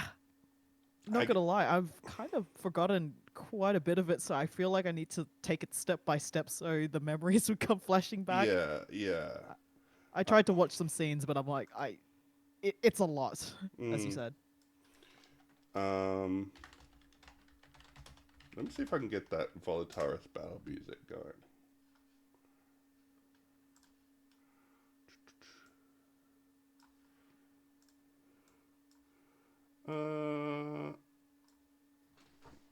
What's that button? There we go. It worked. Okay. Yeah, so why don't we start by talking about Al? Al Xenoblade himself. I think that's a good starting point. This fucking guy. I know, like, a lot of people... I kind of want to ask, what do you think of Al? Do you like him? I am so neutral on it. It's not like I'm trying to avoid an opinion or anything. It's just like, he's got his moments, but I'm like... Personally, I love him. I think he's very forced on me, and on a personal level, I automatically just don't like anything that's forced on me. Okay, yeah, fair enough. I don't like anything that's like, oh my god, they're so cool. I'm like, I'll determine that for myself. Thank you very much. Yeah, it is. I mean, that's going to be a running theme of this chapter, right? Because like, so much of it is taking away that sense of openness and freedom of deciding your own narrative to, no, this is just a linear story now. We're telling you what's going on, and you're just an observer. So I get that. I don't know. I think Al... I mean, he's obviously the hero that was meant to... Like, in many ways, it's kind of like a homunculus of different ideas from pre-release, but, you know, we know that before Xenoblade X came out, there was talks about it being, like, not having a customizable player avatar, and instead you would just have a protagonist like normal. So, Al is kind of a representation of that idea, but brought back into the main story. And it was referenced in the original game. Like, we knew that was the guy that saved humanity with the Ares in, like, the opening cutscene. But that's all we really knew. We didn't really know anything beyond that. And so this is who we got. This is protagonist man himself, the Ubermensch. And I've heard a lot of different opinions about this guy. I think a lot of fans have felt like, this is it. Like, he's just some guy. Like, there's nothing special about him. Like, they didn't think it was worth the build-up of, like, trying to find out who was wearing the cloak. But in my opinion, I think that makes it all the better. I like that he's just some fucking guy. I think that is more fitting than anything else we could have gotten. Yeah, I can't see it going any other way, personally. I really like the fact he's just a dude who just happened to be in extraordinary circumstances who pulls off good things. Like, I think that's the way I want it. I like it. He's a goofball who loves pizza and he loves sci-fi movies. which, when you think about it, has got to be like... That's like fucking old people stuff, right? Like, like they're like 2060 or something. Like... That's fucking ancient media at this point. Oh, yeah. Vintage shit. But he loves his vintage shit. So I kind of like... That's kind of a funny quirk that I like about him. It didn't really feel obnoxious to me. The how's it poppin' thing is a weird... It's a weird joke, but I think it's really just meant to disarm you and make you realize how lame he is, which is kind of the point. Yeah, it. The only thing that was going through my head throughout the "What's poppin', how's it poppin" thing is, oh my god, this is a pun that could not be translated, huh? Yeah, I don't know. I still haven't found out what it means in Japanese, but I think it's just stupid. It's just meant to think he's just a goofy guy. And like nobody gets his jokes unless you like hang around him for a long time and then you start building that connection, I guess, is the whole idea. It's whatever. I think the final line of having you complete the joke, I thought that was cute. Okay, I got thoughts on that. Yeah. Let me tell you, I was so mad. Not for the reasons you think. I was so mad the character wasn't voiced. I'm Yeah. like, Yeah. Yeah. you Yep, have yep, the yep, character, you have the character voice New Arts, but they don't say that line. That was like the line. Honestly, Make them say it. if they just made the character start talking and that's the first time in the game they've talked, I'd be happy. Like, I wouldn't care. Yeah. Oh my god. But yeah, I don't know. He's a real hippie type character. Like, he's just like... He's the epitome of, like, philanthropy and just loving everyone and accepting everyone. Um, and I do think he takes that to an extreme that we don't really see in any other characters in the Xeno series. I gotta be honest. I'm trying to think of another character that takes it as far as he does, and I can't. Maybe Rex is the closest thing I can think of. Yeah, but like Rex is 15 and it kind of just hits different in that story. So yeah. Whereas like you look at Alan, you think he's a bit of a loser, but he's also a loser with a point. Yeah, exactly. Yeah, I like him. I can get behind him quite a bit, but I don't. I definitely get. I can understand where you're coming from too, where like a character like this can be very preachy, and I don't think he's immune to that. Yeah. Like, as I just kind of like based on what you said, like I do like a lot of his qualities. I like the fact that he's just a dude. I just don't like how a lot of the the options with him is just like, oh my god, what a cool hero. It's not how I vibe with stuff in real life. It really is just a personal thing where it's. I think that's maybe also a condensation issue. Maybe if we had more time to get to know him, it might feel a little bit less forced. I don't know. Yeah. They really want you to like him straight away, and they only have like a limited amount of runtime. Yeah. But also, like, you probably didn't like the whole thing of, like, becoming his successor, huh? I mean, I feel like we've earned it. It's just like It's a little silly. I don't know. he came in too late, too fast, too hard, and I'm like, can we ease in just a little bit? Like, okay, all right. You're not gonna prep me up or anything. So I'm trying to think of everything that happens in order. The first thing that happens is ghosts arrive in your bedroom. Soon there will be ghosts in your Blade headquarters. Yeah, and that's terrifying because the ghosts are extremely threatening.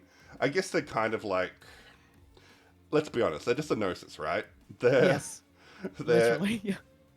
Walmart gnosis. But that's fine.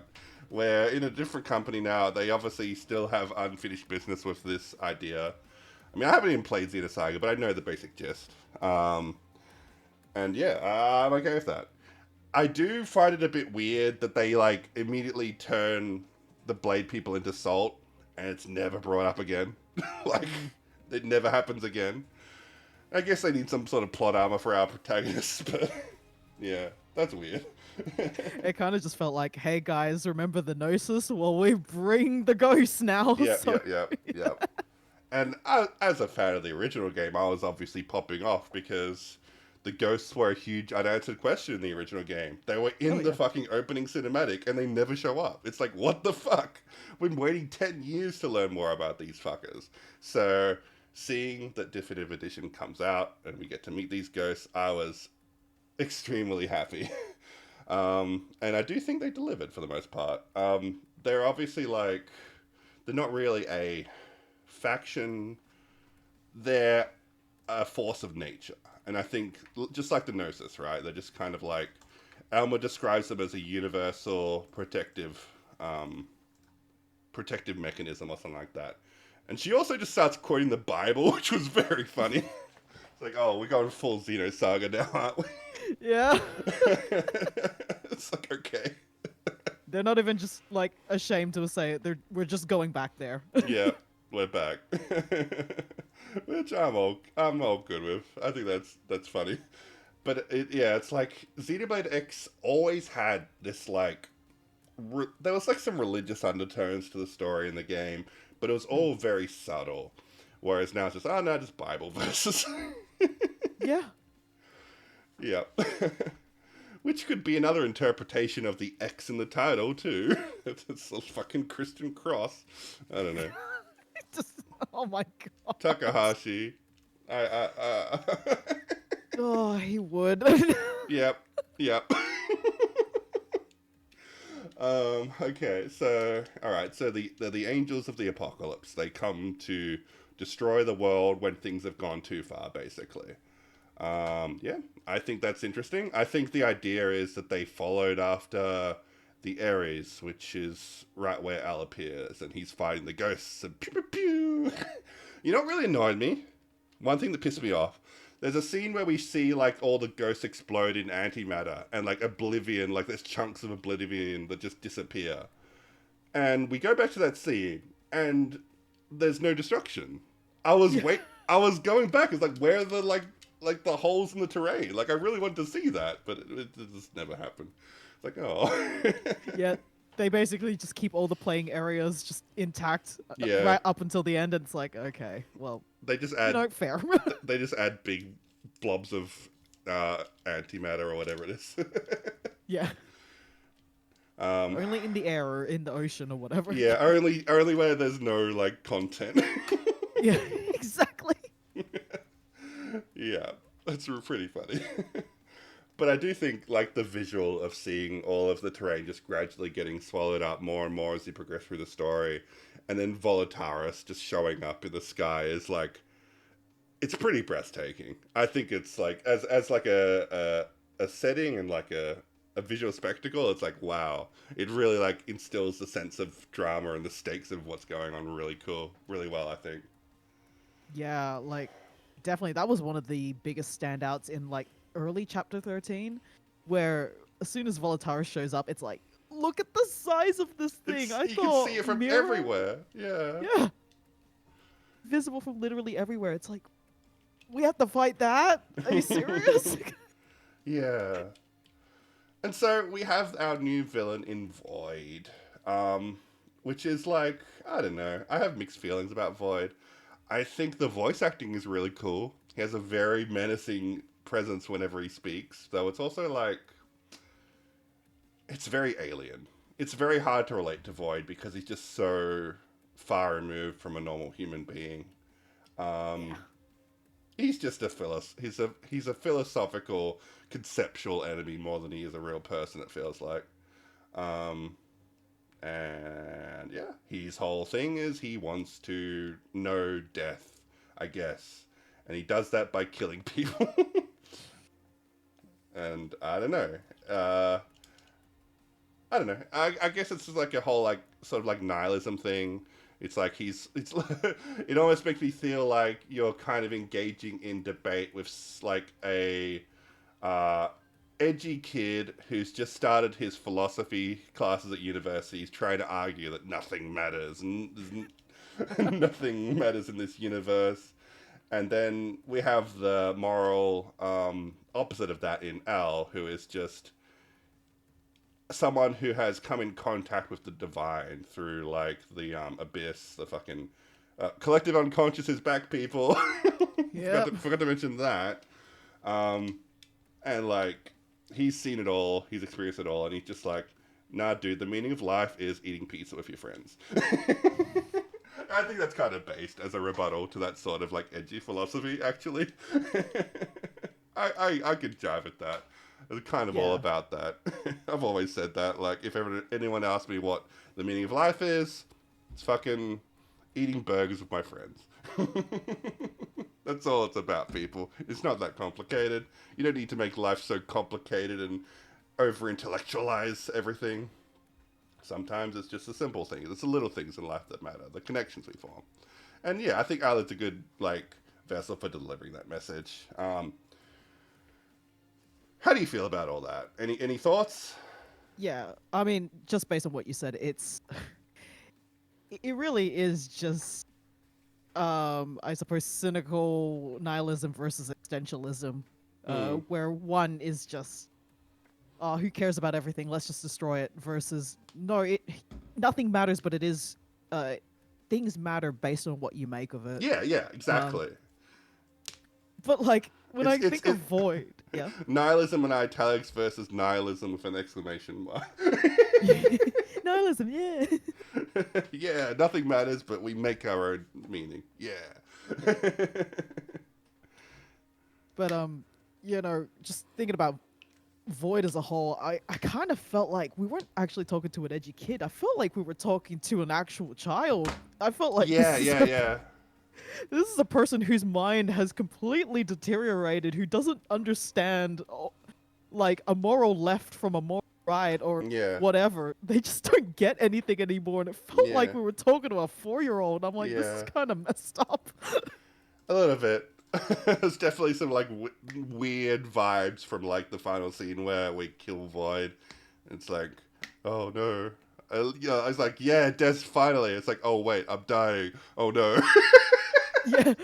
Oh no, not like this. It's like a little bit sad. But it's like, well, you got what you asked for, buddy. So I don't know what to do. You literally have been talking about this the whole time. Now you Yeah. haven't, and now you want to go back. I can't do it, man. Sorry, man. Voluntaris is kind of it's fine. I don't think it was worth the marketing hype of oh, a whole new region. It's not really that. It's just kind of a little thing at the end to give a little bit of variety before the final battle. That's fine. Yeah, I mean, I think the only thing about Volataris which really grabbed me was how you got everyone back. I thought that was cool, but Yeah, yeah, the actual region, you yeah. fly around a lot. You sure do. It really does go back to what I was saying about how once you get flight as a skill, it really trivializes exploration, and it's just there's not really any excitement in exploring like that. And it's just kind of a bunch of rocks.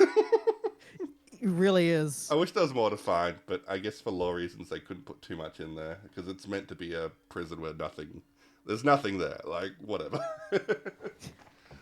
um, there's also the fact that multiple universes have been canonized now. That's a thing.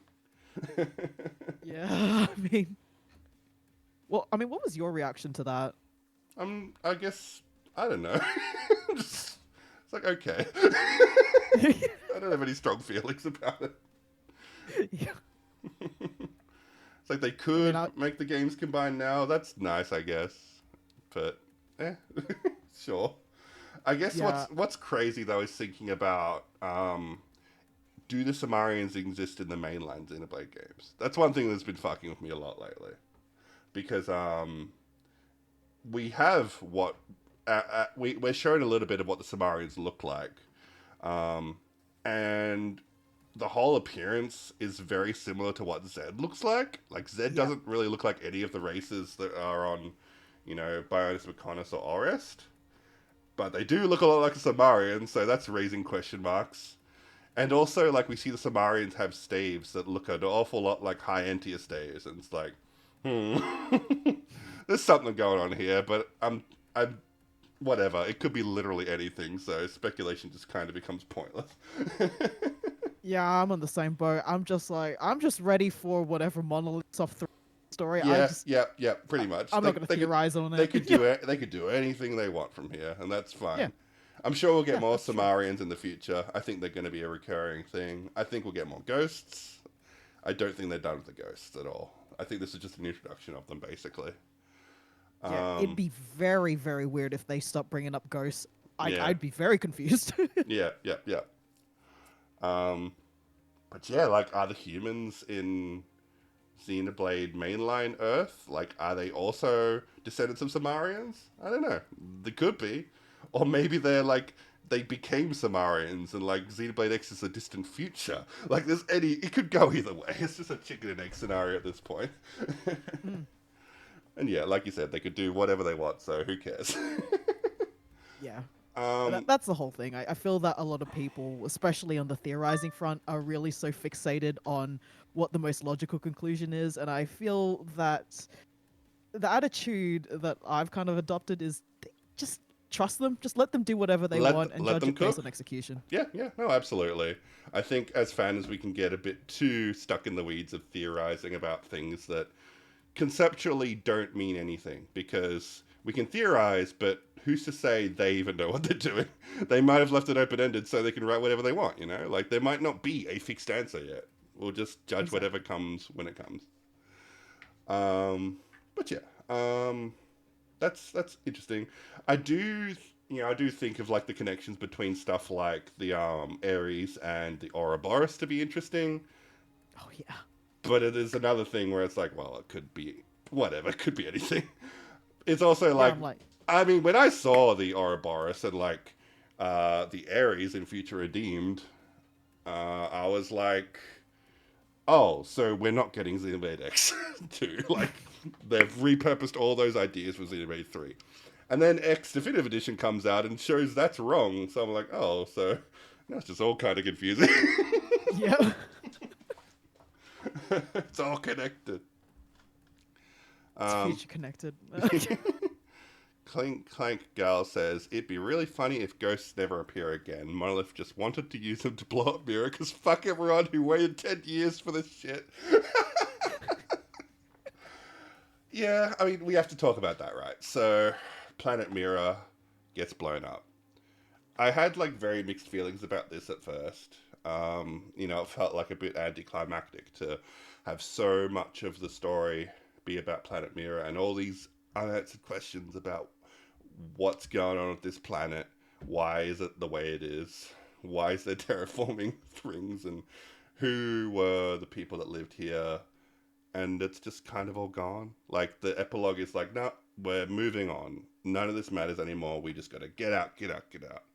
At first, I was definitely a bit like, didn't feel great about it. But as I've gone on, I've gotten a bit more over it. I think it's just like we need to accept that this wasn't the world they wanted to keep developing, and they wanted to move on. And it's a story about letting go, which is kind of, when you think about it, thematically appropriate for like all the characters in this world had to let go of Earth. Now we, the players, have to let go of Mirror in a very similar way. We're allowed to grieve, but moving on is like it's a process we all got to move on from. I don't know. That's kind of how I've been going about it. How have you felt about it all? Yeah, it's I I initially felt like no strong feelings either way, where it's just like, oh, okay, we're just blowing it up, all right. Yeah. But like really thinking about where they could go from here, and especially the whole setup with Void, ah, a lot, like as you said, a lot of it is about having to let go of the past. But I feel like Mm. Monolith Soft aren't really letting go of the same tropes that they've been doing for decades. In a way, yeah, it is kind of a mixed message when you have like the ghost just being the gnosis again. Yeah. And like even just looking at Void, who was a scientist, decided to play around with an alien artifact that had infinite energy. Mm. Okay, we're just Zanza all over again. Yep. We're just Klaus. Zanza 2, Klaus baby. 2, baby. Yeah, class. But the only difference is Void actually succeeded, right? Whereas Klaus was a failed experiment. Void actually figured it out. And I guess that's why the ghost went after him and not Klaus. I don't know. Yeah, that's true. Yeah. Yeah. Yeah. It's like, yeah, you got to get over it because we might never get a resolution to the J Buddies thing. And as a fan of this series, this game for like 10 years, it is a bitter pill to swallow. But at the end of the day, I think this is better than not getting anything at all. They probably Yeah. had more plans for Xenoblade X that didn't pan out because 2 was so much more successful and X kind of bombed in sales. Maybe if it sold really well and the Wii U wasn't a failure, we'd be getting like X2 like 7 years ago, but that didn't happen. So they've like, taken their losses and they're just like, all right, let's wrap this up. Wrap up Mira. We're moving somewhere else. I'm like, okay. It's not the end of Xenoblade X necessarily. It's just we're wrapping up this incarnation of the story, and I'm okay. I've come to accept it with time. It's just if Yeah. you were I mean, someone that was hoping for like a full X2, it's a little bit bitter, but you got to accept it. yeah. I mean, personally, I'm a little bit more optimistic about what the continuation of X's story could be, just because of like everything with Neo now. Like, she introduced a lot of weird, Hmm, strange concepts which is tied to that universe, and I'm like, why bring that up if we're not going to go anywhere with it in it's true. general? I feel like there's at least something there, and whatever they have in store, I'm just going to wait. I'm just going to judge it when it comes out, and we'll see where it goes from there. I'm just taking it one game at a time. If nothing else, there was that recent interview with Monolith Soft showing how we've got technology to build in-game cities really quickly. And we're like, Yes. cities, Yes. huh? new. Yeah, I don't know. Honestly, I'd be down for that. Just finally, they can do New York. Yeah, New York. Oh my god. But yeah, I've come to accept it with time. There's also like, I guess something that I've been thinking about a lot is the fact that canonically the afterlife exists now. Oh yeah. That's kind of Oh, crazy. That's a crazy thing to drop on your series. Like, oh, that question's been answered. It literally heaven exists. It was said by L. And we have like that whole like scene where like everyone's fighting against Void and like the spirits of all their departed come to help out and fight. I don't know. Is it cheesy? Yeah, maybe, but I don't mind. I think it's kind of bold for a story to have a literalized afterlife, and yeah. I it's mean, gonna it can maybe pose some challenges to writers to like work through that, but I think it could also have a lot of interesting opportunities as well. yeah.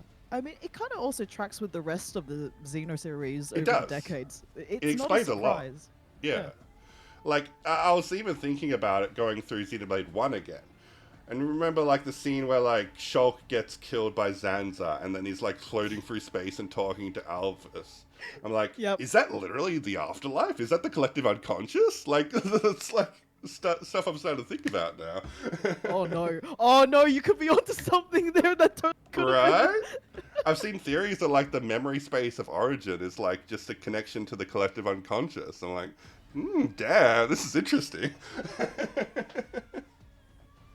Yeah. I mean, um, sorry, just like a little bit of a tangent, but I sort of have this running joke on my stream where I'm just constantly yapping about bringing Mumkar back, and then I saw like Oh I saw the no. afterlife. I'm like, finally, Monolith can bring him back. You, Let's go. you need an edit of the scene where they're fighting Void, and it's just like Mumcar comes back from the dead to help them fight Void.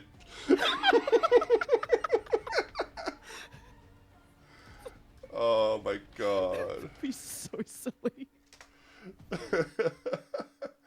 Oh yeah, like I do think the epilogue of chapter 13, it feels a little bit weird after 10 years, but I think, as time has passed, I've come to accept it as it is and just like, yeah, it's wrapping up what we had, and it's nothing to be too upset about.